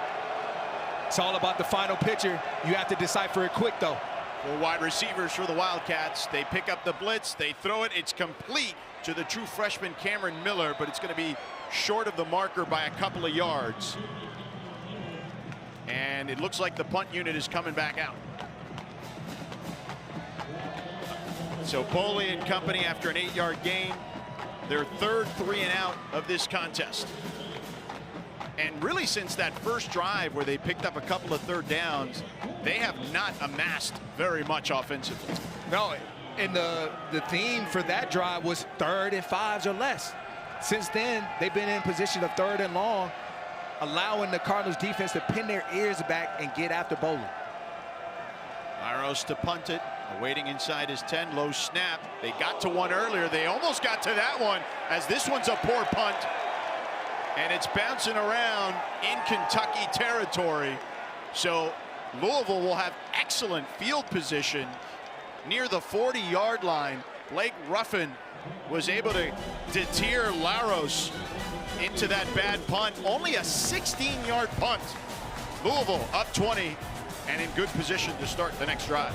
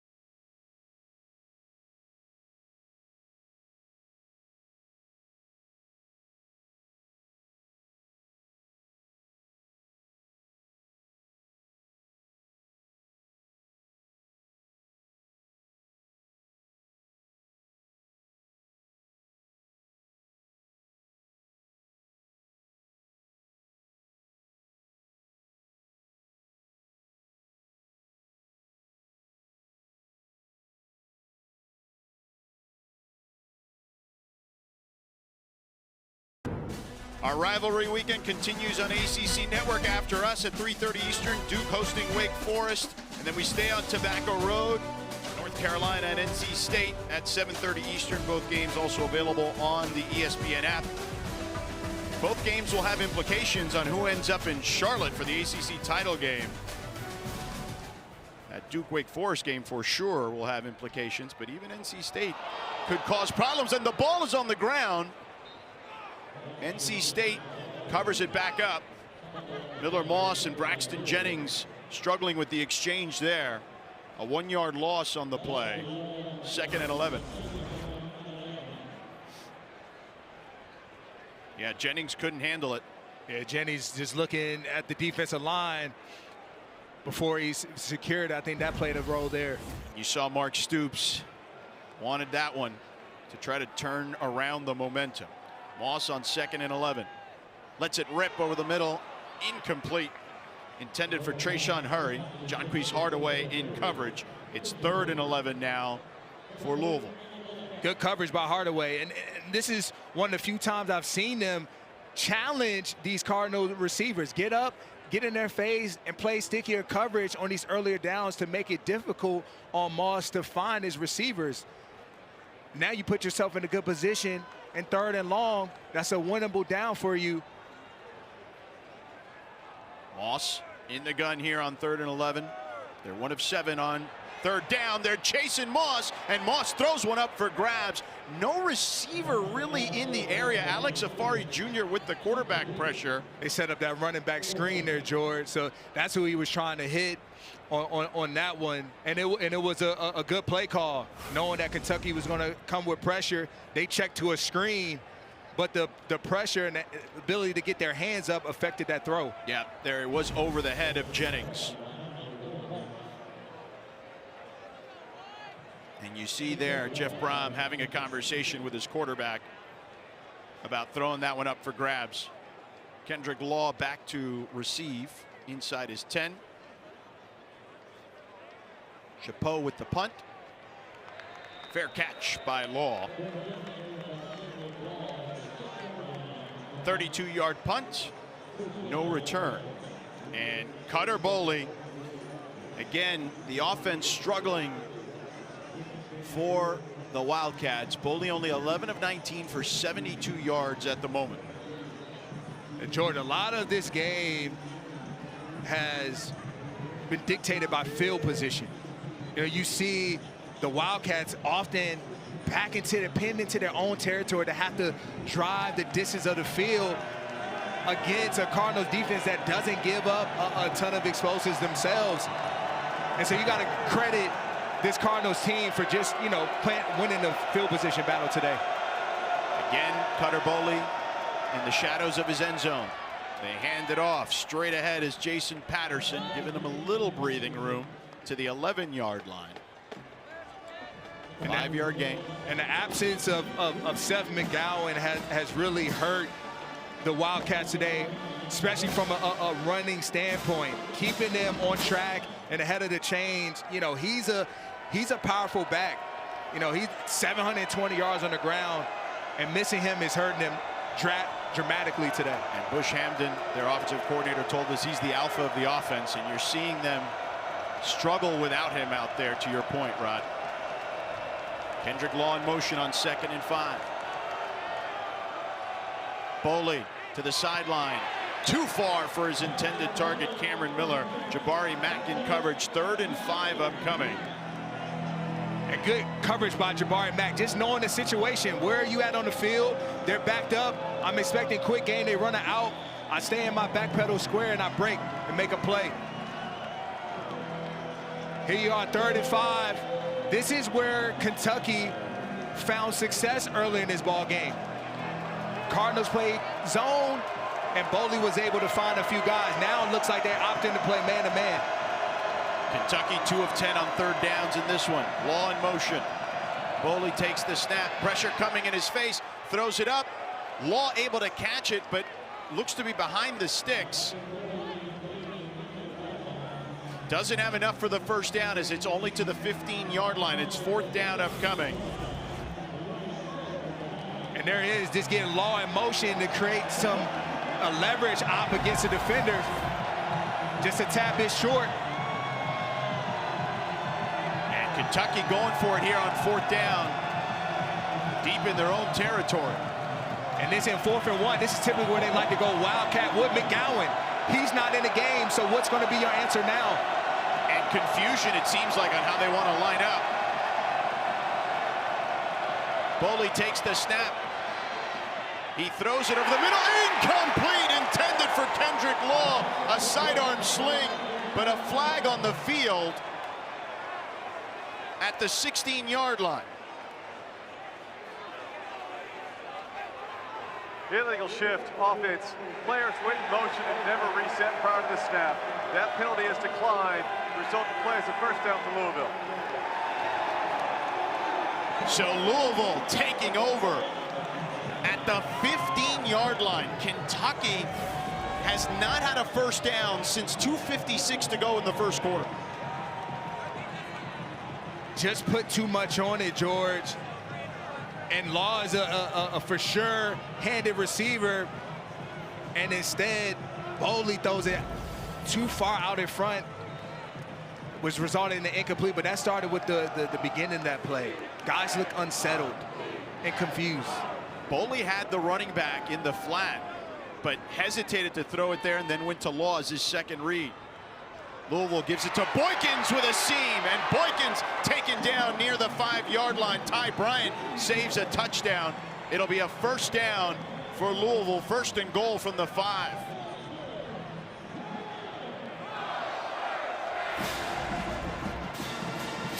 Again, just no edge to the defense. All the defensive linemen are going inside, but nobody's scraping over the top to set a firm edge. And they're exposing it right now, this Cardinals offense. Moss in the gun. Kentucky showing blitz. Boykins bounces it outside, and Boykins gets it to the end zone. A 5-yard scamper for another Louisville touchdown.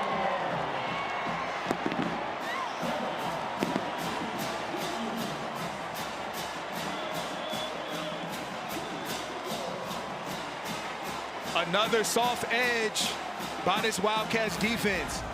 It hurt them to play before, and there again, nobody holds contained. And then Dooley doesn't get up the field in time as Boykins comes around, and he's too late. And Boykins walks in and finishes with it looked to me like a little Kappa shimmy there to cap things off. Sounds like you're familiar with the shimmy. Ranvier splits the uprights. 27-0, total domination by Louisville. Missing their top 3 running backs, a converted wide receiver, and a walk-on, making things happen on the ground. There is no foul for unnecessary roughness.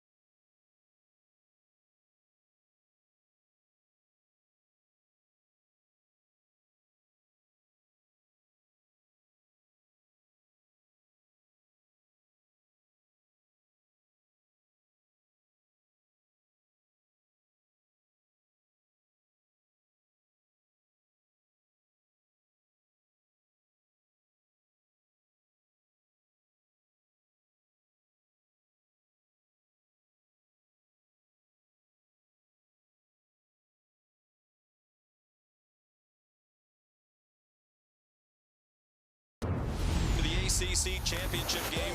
To the end zone!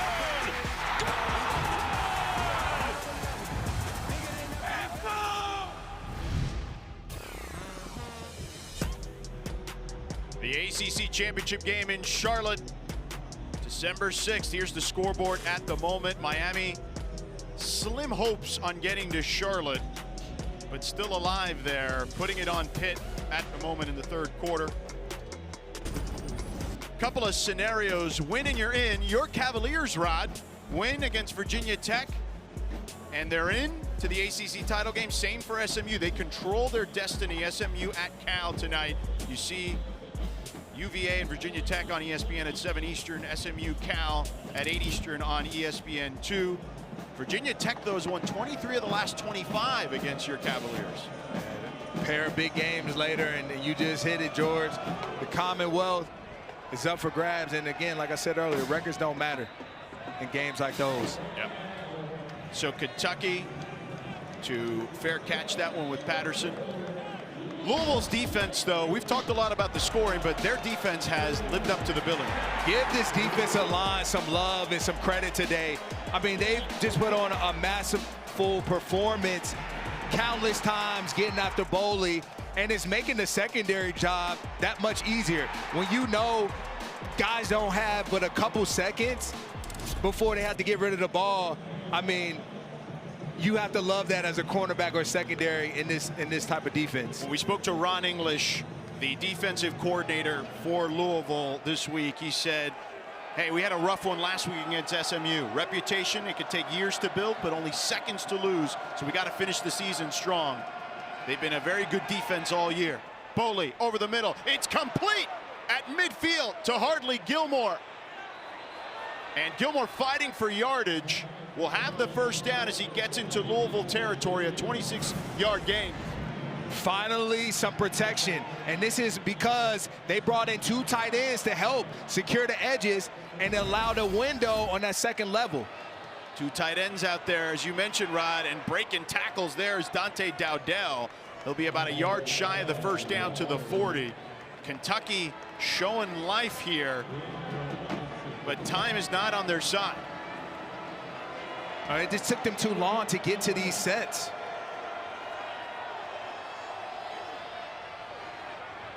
Boley keeps. Boley bouncing off defenders and dragging defenders down inside the 30. D'Angelo Hutchinson went for a ride there, a first down and a 10-yard gain for the Wildcats.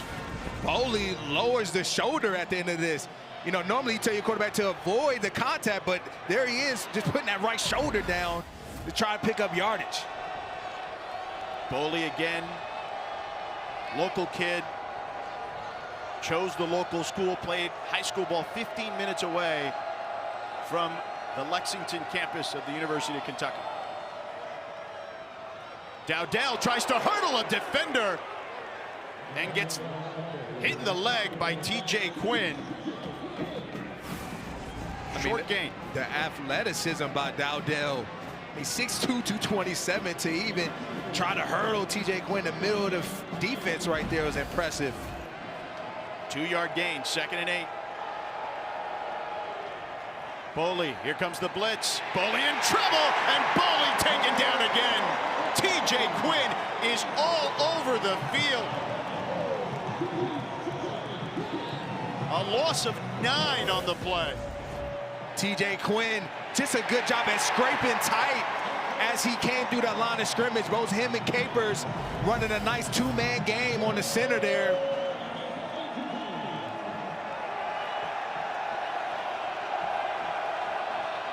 Boley drops back, flags fly. Boley hit from behind. He goes to the sideline. Incomplete. A.J. Green with the hit on Boley. The pass intended for Gilmore. He also came across early too, George. Offside, defense number 17 in the neutral zone at the snap. 5-yard penalty, repeat 3rd down.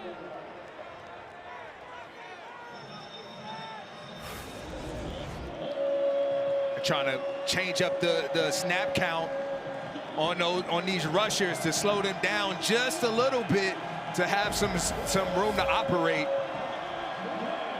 3rd and 12 now for Boley after the A.J. Green infraction. Patterson in the backfield with him, the redshirt freshman. 4 receivers. Boley lofts one towards the sideline. It's intercepted, but out of bounds.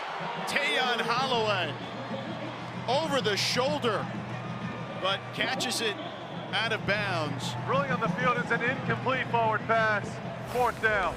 Jamori Macklin, the intended target. Oh, I don't know about that. He might have got a 1 foot. down. The ruling of an incomplete forward pass is under video review. Timeout. That's going to stand, George. They're going to overturn that one. I mean, he turned himself into the wide receiver there. Once he secures it, that foot is down, and he keeps the ball still as he goes through out of bounds. But what I liked about that was the coverage. I mean, you talk about as a cornerback versus the fade route on the outside, squeeze the receiver to the sidelines, stay on top, squeeze the receiver, and then when the ball is in the air, you turn into the wide receiver, and Holloway did that to perfection. If they do overturn it, again, they need conclusive evidence to say that he got it. It looked good to us. We'll take another look from here. Now, we don't see where the ball is there, though, but the foot is clearly down. But now let's see where the ball is. You see the official wave it off as an incompletion. About the minute right here, freeze, toe tap. Yeah, that's that 1 foot's in. That's an interception. But it's not what we think, Rod. No. It's what the After crew down video there thinks. review, the ruling is an interception. The defender had a foot down inbounds, returned control of the ball. First There you down, go. Louisville at the 1 yard line. Tayon Holloway gets his first interception of the season. And the domination continues. A little zombie celly in the end zone. Yeah, and I remember we came here earlier in the season, George, and one thing they talked about Holloway, they say he's a gifted athlete, and he's earned these reps as of late. 22nd turnover of the year for Kentucky, the most in the SEC. Louisville Immediate dominating. timeout.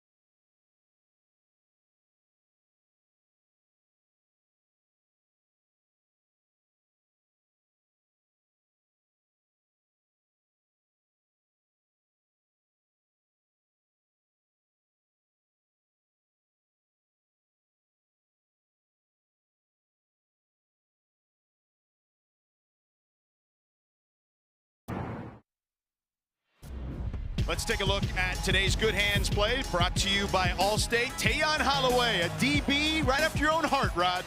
Yeah, DB, but he looks like a receiver on this play. Just does a good job at boxing out Macklin. And on the receiver room, they talk about stacking the DB. There, Holloway stacked Macklin, and he made a remarkable grab. So Holloway stepped out of bounds at the 1, though. So Louisville starting there.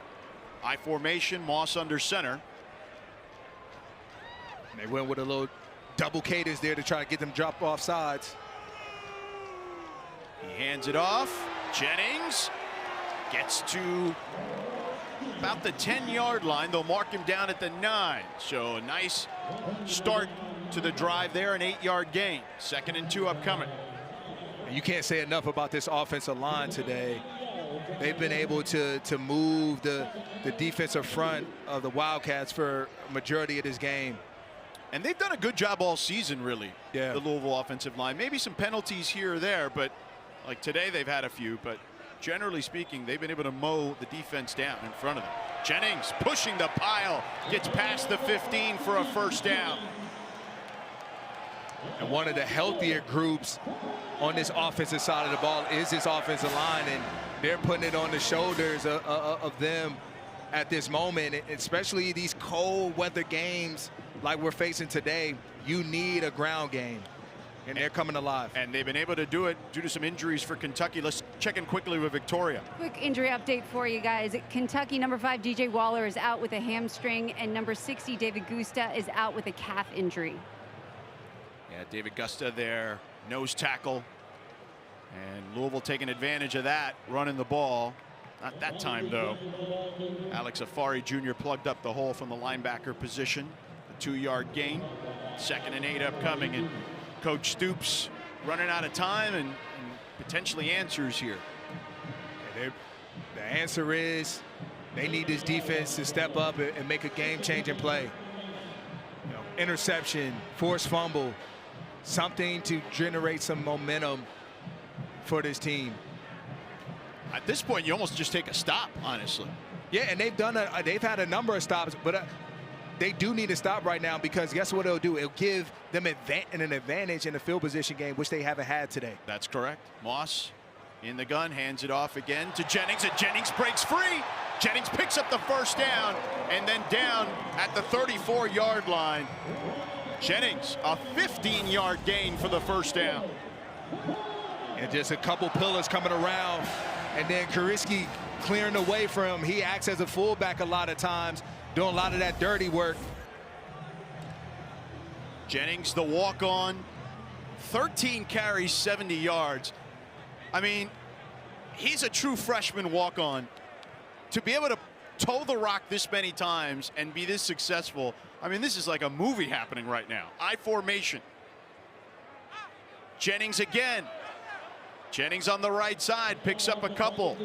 Let's go downstairs to Victoria. Guys, Braxton Jennings' family was down right near where I was during warm-ups, and both of his parents were like, hey, keep an eye on Jennings. He's gonna have a good game today. And then his mom followed up with, but he's only 18, so don't be too, judgmental of him. But basically they were warning us in good company that he was gonna have a game today. Yeah, well, he was gonna need to if they were gonna have success today. But mom's always making sure to cover all the bases.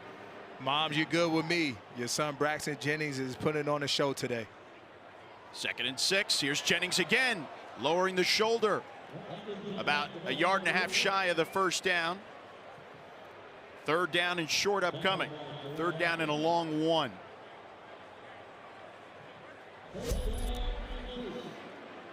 And they're bringing in big personnel on this play. So expect them to hand the football off. 7 offensive linemen are in right now. Yeah, Jeff Brom not messing around. Look at all those big bodies in the backfield in front of Jennings. And a direct snap to Jennings. Jennings burrows forward, has enough for the first down. He gets to the 46-yard line. And Jennings checking out for a breather. All rushes by Jennings on this drive thus far. He's accumulated 42 yards.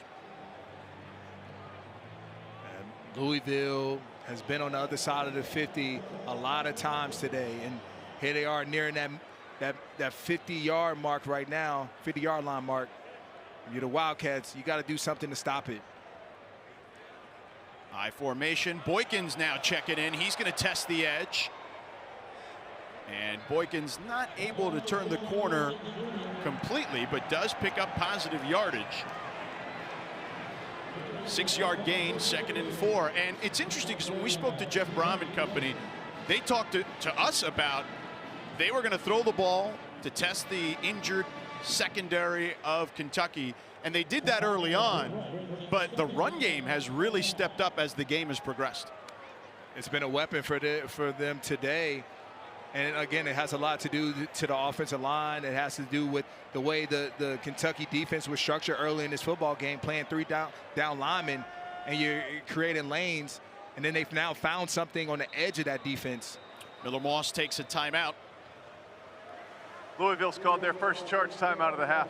It's 30 seconds in length.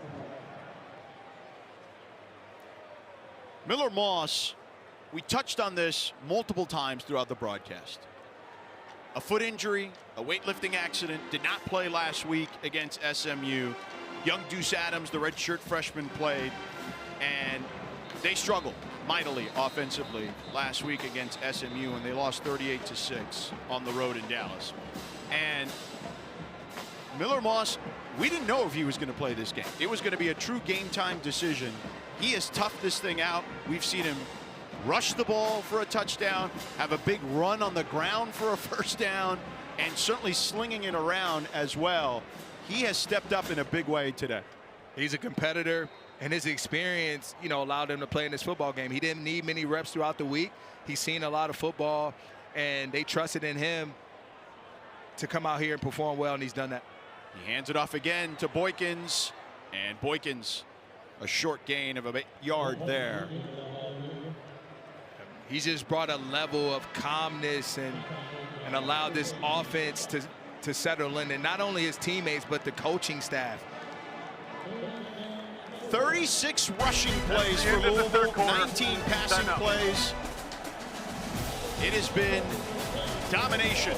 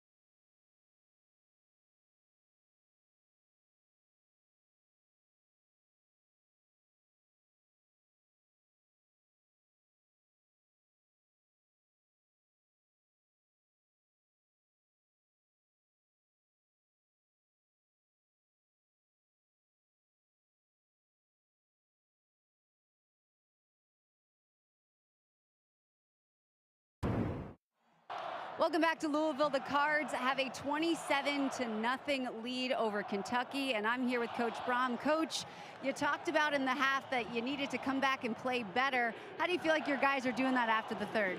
Well, I think we're still playing hard, and that's good. I think we just got to execute. Right now we got to control the ball, can't turn it over. We still got to play good defense, not give up a big play, but so far through 3 quarters. Thank you, Coach. Thank you. All right, Victoria. Moss finds his tight end, Kariski. Enough for the first down. He gets to the 42-yard line, a 6-yard gain, but Moss is down, and they're trying to help him up. And he goes down again, grabbing his left leg. You hate to see this. Moss trying to tough it out. And it's friendly fire as he gets mixed up there with Lance Robinson, his left guard. He got just pushed right back into Moss on that play. Walk back by Cowan. You see Moss grabbing at his knee multiple times.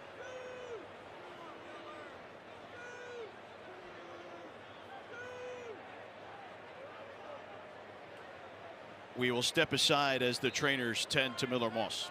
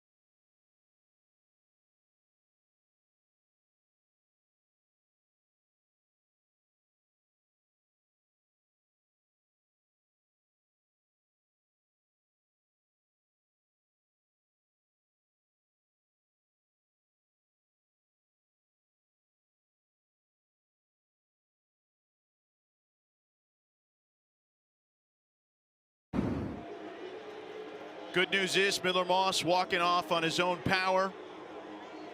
Deuce Adams is in at quarterback for the moment. Here early in the 4th quarter, the Cardinals leading 27-0. A one-sided Governor's Cup on a chilly day in Louisville.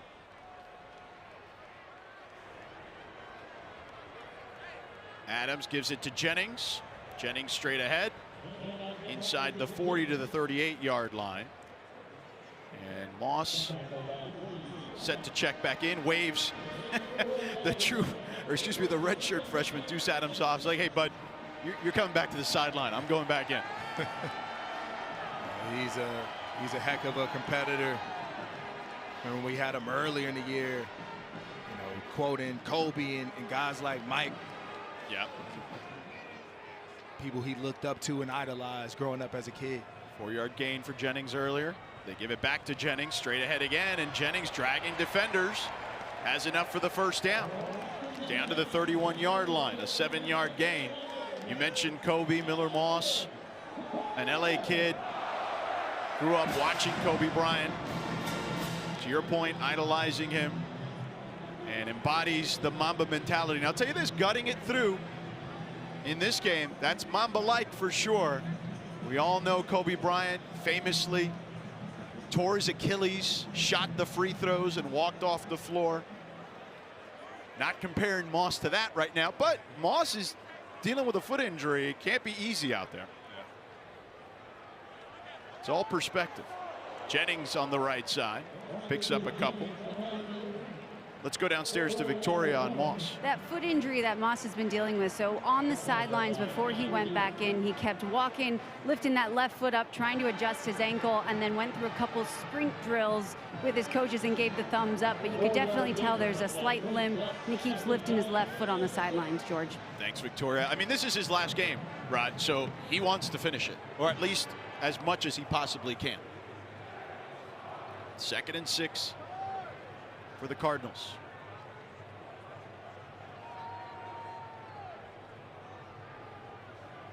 Jennings again bounces off a defender, heads to the outside, has the first down and then some as he goes out of bounds near the 10-yard line, chased out by Cam Dooley, a 20-yard gain, and the Cardinals looking to put the nail in the coffin. This again, this finding room on the outside part of the field. Kentucky's not having them play in a phone booth. You talk about it as a defensive coach, you want the game to be played in a phone booth. And right now, they're getting to the perimeter at will. And right now, for this defense, it's about pride right now. Like, your resume, your identity is on this tape. Boykins now at tailback, and they wrap him up in the backfield. Back to Jennings, though. You might have just seen that graphic. He has 117 yards today. Braxton Jennings, who's checking back in the game. The freshman, true freshman, walk-on tailback. He had 87 all season. That's all you need to know coming into today. And by the way, 17 of those were last week. So he had, 70 coming into the last 2 games. But 17 carries, 87 yards, has the touchdown. His 4th game this season. Timeout. Louisville's called their 2nd timeout of the half. It's 30 seconds in length. But Jennings, this is the stuff that, again, college football is made for. You have all these injuries to all these guys. By the way, Isaac Brown, Kewan Brown, Duke Watson. You played 13 years in the NFL. Those 3 guys I mentioned are probably NFL running backs, right? Yeah, for sure. And Braxton Jennings, a true freshman, 5'11", 195-pound player, a walk-on, checking in, and really doing as good a job as anyone could do out there, keeping those chains moving on the ground. Yeah, he's running to earn himself a scholarship. That's what he's running like today. Get him that scholarly. You feel me?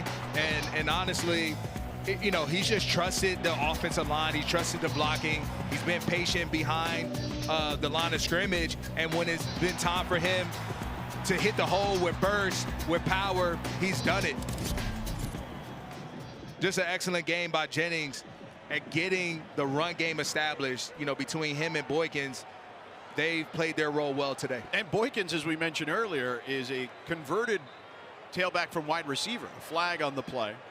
False start on Louisville. False start. Offense number 88 was down in a 3-point stance as a covered lineman. It stood up. That's a 5-yard penalty. Remains 2nd down. Jaleel Skinner, redshirt junior, tight end, had a big catch early in the game. If you look at this game, Rod, to me, the 3 things that stick out the most as Deuce Adams is checking back in here on 2nd and 16. The defense for Louisville and the pressure they put on Boley and company, and the offensive line for Louisville today. The trenches today have shown up. And this is why you construct your team in the interior parts of the offense and defense, because of games like this. Adams stood up, but still pushing the pile. Austin Ramsey with the tackle. Gets down to the 10. It'll be 3rd and 9. They can still get a first down at the 1. The ball looked to have come out there as Adams was trying to push forward for more yardage. Oh, it did. Yeah. And luckily able to pounce on it. Gerard Smith ripped it out. Really good job by Smith there. He's a guy that looks like he has some pride to him. And Miller Moss checks back in. 17th play of the drive upcoming. Moss with plenty of time. Checks it down. Finds his man. Dakari Collins for a touchdown.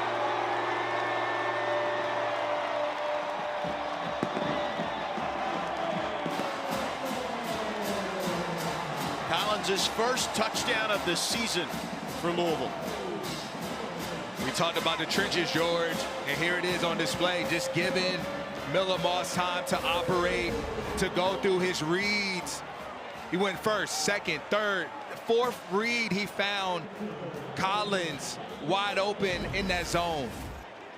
You can't say enough about this offensive line unit today.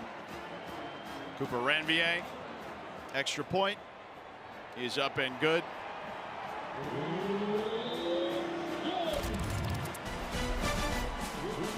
Here's that last touchdown to Collins.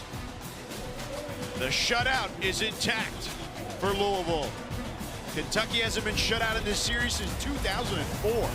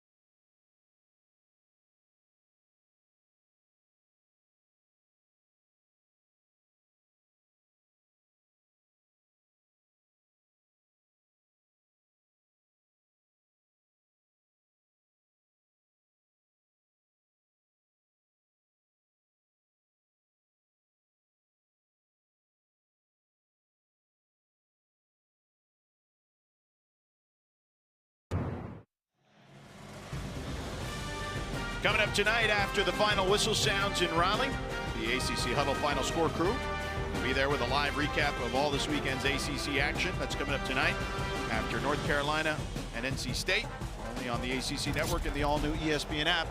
Senior day here in Louisville. There's Miller Moss, Dakari Collins, who just caught that touchdown, his first of the season. Chris Bell, their stud receiver, injured with a lower body injury. And he's there with the fam. He was out there cheering his team on the whole game. And again, a huge part of what they've done here the last couple of years at Louisville. And he'll be headed to the NFL for sure. This one into the end zone. Just a great sight to see, you know, when you have your family and that village behind you, and to walk off this field today, you know, as a senior, as a winner, man, is everything. Incredible feeling. incredible moment for a lot of these seniors on this team. Yeah, no doubt about it, for sure. It's your last moment. And in the Governor's Cup, I mentioned before going to break, Kentucky has not been shut out in this game since 2004. And currently, Kentucky trying to get on the board still to snap or keep that streak intact where they don't get shut out. Jason Patterson straight ahead, but at the moment it is 75-17 in the last 7+ quarters in this series in favor of Louisville. Yeah, they're gonna have to earn it if they want to get some points on the board today. Yeah. This is Cardinals defense. They're not giving up anything for free. First down there for the Wildcats. And flags flying. Jeff Brom's team won in blowout fashion last year. And will do so, it looks like, this year again.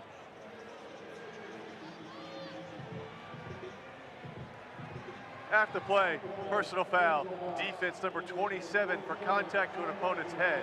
That 15-yard penalty is added to the end of the play and includes an automatic first down. That's on JoJo Evans, the 5th-year senior from Riviera Beach, Florida. He was on Hardley Gilmore right there. Yep. Towards the right side of your screen. So that puts the Wildcats in Louisville territory. Again, Louisville, by the way, has a chance to have their largest shutout against an FBS opponent since 2013. They won 7-2 against FIU, and it's intercepted. So the shutout may still be intact as Tayon Holloway comes up with his 2nd pick of the day. Flags flying as tempers are flaring down on the near sideline. And Boley is right in the middle of that scuffle there. See, his helmet's off right now.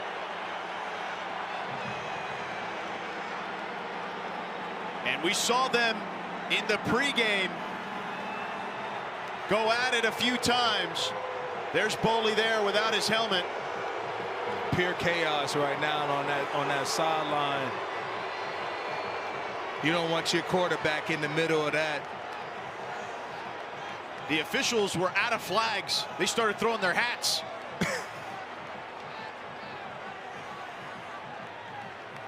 Boley picked off on consecutive passes. The officials still trying to sort this thing out.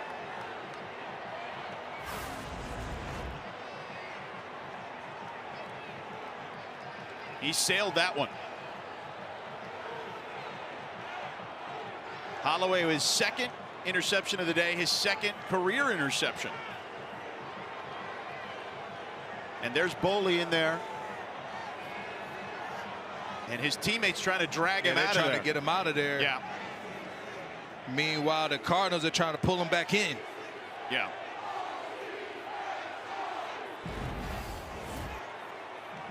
Jason Autry and company. They'll have a lot to figure out. You see the 2 officials there, no hats, as they ran out of flags. Boley being restrained on the other end a little bit. It looks upset. Yeah, I don't blame him. Yeah. Boley, he's a fighter now. Oh, yeah. I can tell. No doubt. Tell. Yeah, I want him on my team. After the play, there are multiple unsportsmanlike fouls, unsportsmanlike conduct. Kentucky, number 17 and number 8. The 15-yard penalty is added to the end of the play. It'll be first down for Louisville. That is the first unsportsmanlike conduct foul for those 2 players for the contest. Timeout. So Boley is upset that he was hit with an unsportsmanlike. He was just out there trying to make a play after the interception. Mark Stoops is fired up as well. You see him using not safe for work language. And then Hardley Gilmore, the 4th, was given the other unsportsmanlike. And Mark Stoops wants an explanation here. Yeah. Boley trying to make a tackle. Trying to make a tackle. And then he's getting up, and a player falls on him. Louisville coach is trying to help him up. He's pushing his way out as players are trying to crowd over there. and his teammates taking him out, and then the Louisville players start mixing it up with the offensive linemen for Kentucky. Boley trapped in the middle of all that. Tempers clearly flaring. And they eventually get Boley out of there. But I don't understand it on Boley personally at all. I mean, based off what we just saw. No, not at all. I mean, this is a guy who's, again, just trying to prevent a touchdown and putting his body on the line for his team, and he's trying to make an exit, and they won't allow him to get out. Were you surprised there were no flags on Louisville? Yeah, I mean, I thought, wait, what? 17. No, it was both on Kentucky. It was Gilmore. Yeah, it's kind of ridiculous in my opinion. Yeah, that's very They instigated the entire situation over there. I mean, you got to push your way out if you're Boley at that point when they're not allowing you to get up. So 30 yards in penalties after the two unsportsmanlikes on Kentucky. So Moss is back out there. Pistol formation. Boykins behind him. Boykins up the hash marks. Picks up about 7. And we got more extracurricular activity out there.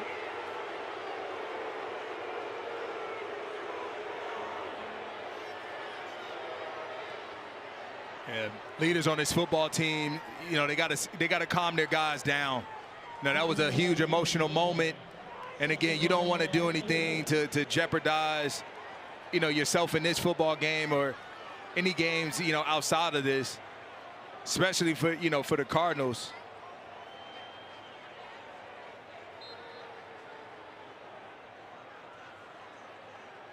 Let's keep things fair in between the whistles. 2nd and 4 here now. To your point, we'll see if tempers continue to flare or if it calms down a little bit. Moss draining the clock. Boykins, a huge hole on the right side, picks up the first down to the 15-yard line. Cam Dooley might have saved the touchdown, a 9-yard gain. Now, this is pregame where some of the chippiness started. This was a couple of hours before kickoff. They had 2 different issues in the warm-ups. And I was actually down there for this one. And again, it was intense. There was a lot of chatter going on, but it's all about, you know, who shows up when it's game time. When that whistle blows, and right now the Cardinals have shown up. And it set the tone for what we were going to see here today. Boykins dragging defenders still on the rugby scrum and gets down inside the 10. They'll mark his forward progress down to about the 7. Let's go downstairs to Victoria. 1st and goal coming up. Guys, with that scuffle that was going on, there was a bunch of Louisville players standing on chairs, getting the crowd to get loud and hyped up during all of it. It only just amplified the emotions down here. All right, Victoria, thank you. Check that 2nd and 3 upcoming. Down at the 8-yard line.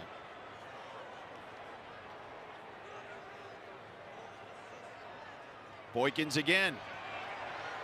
And Boykins wrapped up at the 4-yard line. And now he should have enough for the first down. 1st and goal. And I understand the frustration of this Kentucky defense. You know, you just saw your quarterback, you know, get pummeled over there in the crowd, and now this is your first op at it to be able to, you know, pay him back. But you got to do it. You got to do it when it matters the most. Moss under center, I formation. Boykins taken down. Tavion Gadsden with the tackle down at the 4, no gain.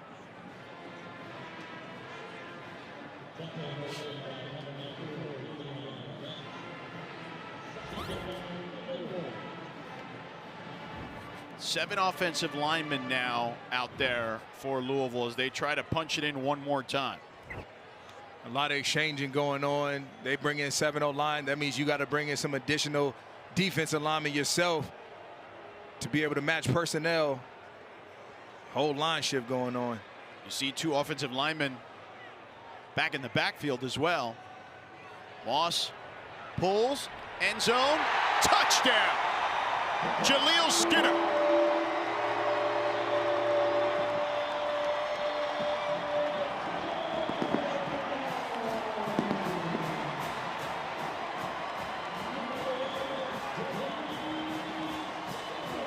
And they broke their tendency. You know, every time they have come in with 7 offensive linemen today, they ran the football, and there instead they find Skinner from out the line, found him in the back of the end zone for a touchdown. Moss 4 total touchdowns today, 3 in the air, 1 on the ground. 3 different receivers. Extra point is up and good for Ranvier.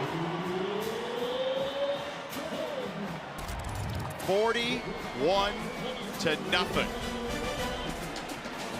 Miller Moss sent it off Louisville on senior day.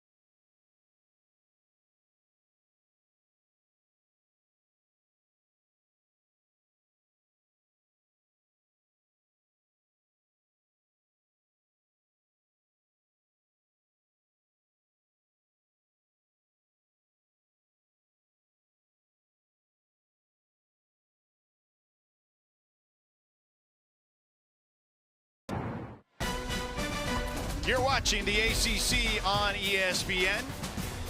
The Governor's Cup. That's what they're playing for today. Louisville will keep that cup for the 2nd year in a row. They won in blowout fashion last year in Lexington and blanking the Wildcats this year. The Wildcats were playing for bowl eligibility. That will not be the case this year. The 3rd annual ACC-SEC Women's Basketball Challenge, though, begins on Wednesday. Auburn squaring off against Syracuse at 5 Eastern. Then Thursday night, SMU hosts Arkansas at 7 Eastern, right here on the ACC Network and the ESPN app. Santa's come to town early, although I've never seen Santa with a green beard. Cutter Boley back out there. He's going to try to fight to the end. I'll give him credit for that. By the way, speaking of women's basketball a moment ago, his sister Erin played in the ACC. She started off at Notre Dame, finished her career several years at Oregon, playing with Sabrina Ionescu. But Boley out there to the end. Admirable for sure. And a run there by Patterson straight ahead. Not much, maybe about a yard on that one. Kentucky could be headed for their worst shutout loss since 2006 against LSU. They lost that one 49-0. And again, have not been shut out in the Governor's Cup since 2004.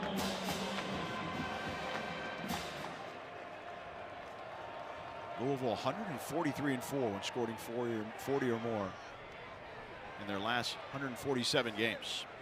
Jason Patterson runs out of bounds, shy of the marker. Rodney Johnson chases him out of bounds. Third down upcoming.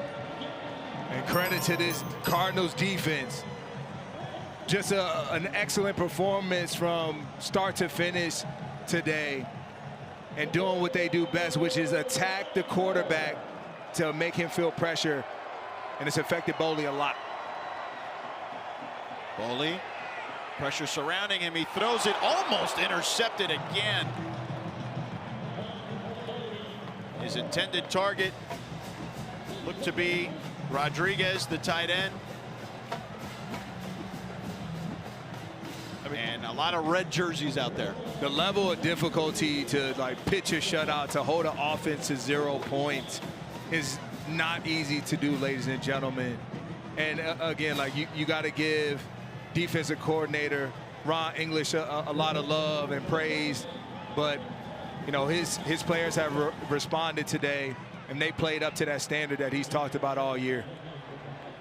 Brock Kaufman back to receive for Louisville inside his 30. Laros with the punt, had one blocked earlier. And Hoffman will get it at his own 25. 4th 3 and out for Kentucky. Let's take a look at Miller Moss's day, Rod. It's a great way for Miller Moss to go out as a senior on this football team. He was injured before today, but he battled back, and he's been fighting all day.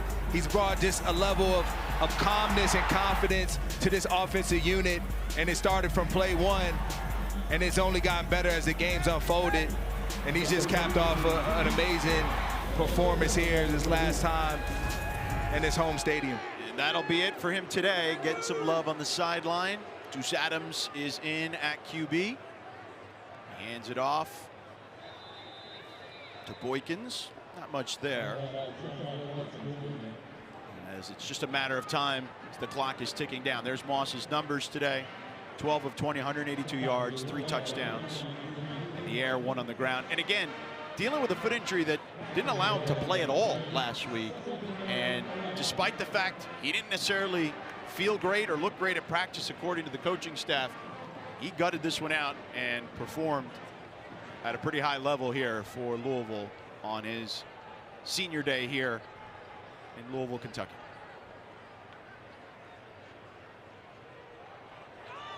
Hand off to Boykins on the left side. He'll be about 2 yards shy of the first down. And with Moss, we documented his story. We've been here a couple of times this year, Rod.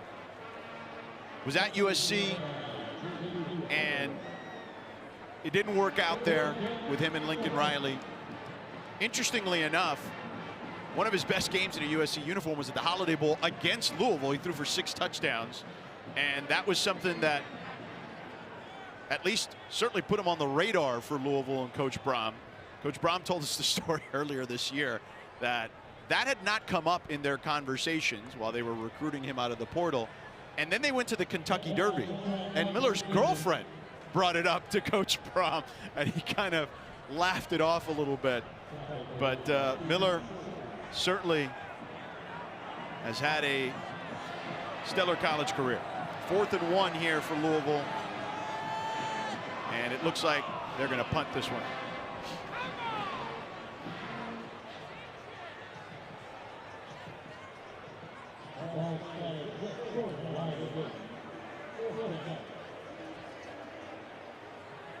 David Chapeau out there. By the way, the special teams unit has also played a big role today for Louisville, amongst many other things. This one takes a Louisville bounce. It's still rolling inside the 10, inside the 5. And that's the kind of day it's been for Louisville. Everything is going their way. David Chapeau with an excellent punt there. 41-0.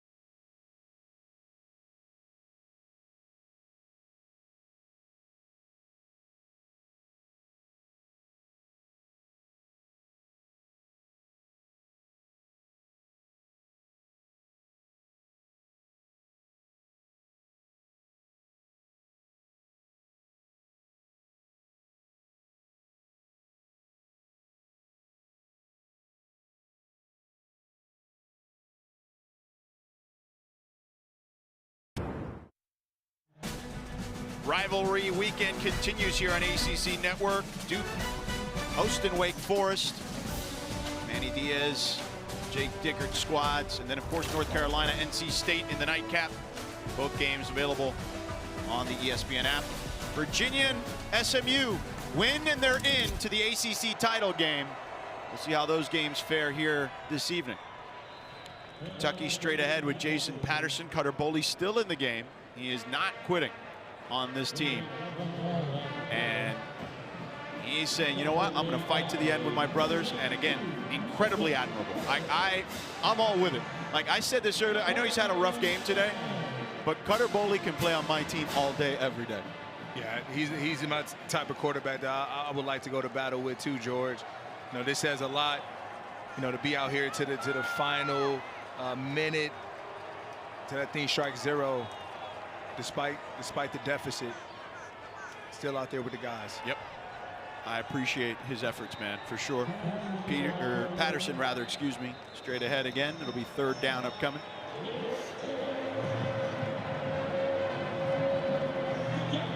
Being a hometown kid, I know this game means a lot to him. You know, not only being the quarterback, but being from this area.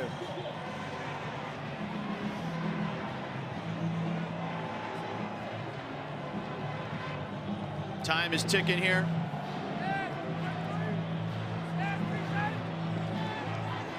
What a job by this Cardinals defense and these seniors to go out in this facet is an amazing feeling.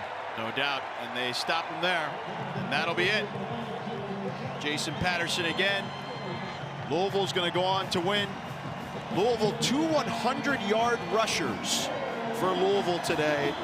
The unlikeliest of rushing heroes in Braxton Jennings and Sean Boykins Jr., a converted wide receiver and a walk-on. Jennings with 113 yards, Boykins with 101. You see the two coaches there trading pleasantries. But back to those two running backs. The first time Louisville had 2 100-plus rushers since last year against Kentucky was Isaac Brown and Duke Watson. The largest victory in this rivalry's history for Louisville, and the first shutout since 2004. Victoria's got Coach Brom. Back-to-back Governor's Cup champions. How does it feel, Coach? Well, it's a great win for us. You know, I'm proud of our team. We responded. We've had a tough couple of weeks, and some guys are out, and some new guys stepped in, and we just played hard. I'm really proud of the defense and even the offense. We executed. We ran the ball even with new guys. Quarterback played well. I just think it was a really good win for us, a good win for our fans. And you talk about young guys stepping up. Braxton Jennings went from a walk-on to having 113 yards today. What impressed you the most about the freshman? Well, you know what? He's come in here and he's worked hard and he's had a great attitude, and we thought maybe down the road he could turn into a pretty good player for us, and he had to step up faster than, you know, maybe we would like for him to, but he did a really good job. And even Sean Boykins, another converted wide receiver we moved over there in the spring, stepped in, did a good job. Our O-line has done a good job all year, run blocking. We got to have some balance, and we came through today and we're able to do that. And when you look back at this whole season and even today, what are you most proud of with your team? Well, I'm proud of the fact that we handled adversity well. You know, we had a stretch there where we won 10 out of 11, then we lost a couple games right at the wire that really, maybe they were painful, and then last week was not a good week for us overall. We had some guys out, our quarterback, but you know what? These guys worked hard all week. I credit the attitude they've had. They want to win. You know, to come here and to win like this against a good SEC opponent, it's a great win for us, and hopefully we can build on it. Well done, Coach. Congratulations. Okay, thank you. All right, Victoria, thank you to Coach Brom. Louisville with the win today. 8 or more wins for the 4th straight season. They blank Kentucky for the first time in the Governor's Cup Series since 2004. They win 41-0. For our entire crew here, our production crew led by Todd Jones, our spotter, Ted Kozak, statistician, Joe Castellano, for Rodney McLeod and Victoria Arlen, I'm George Sedano. Let's send it to the Huddle crew.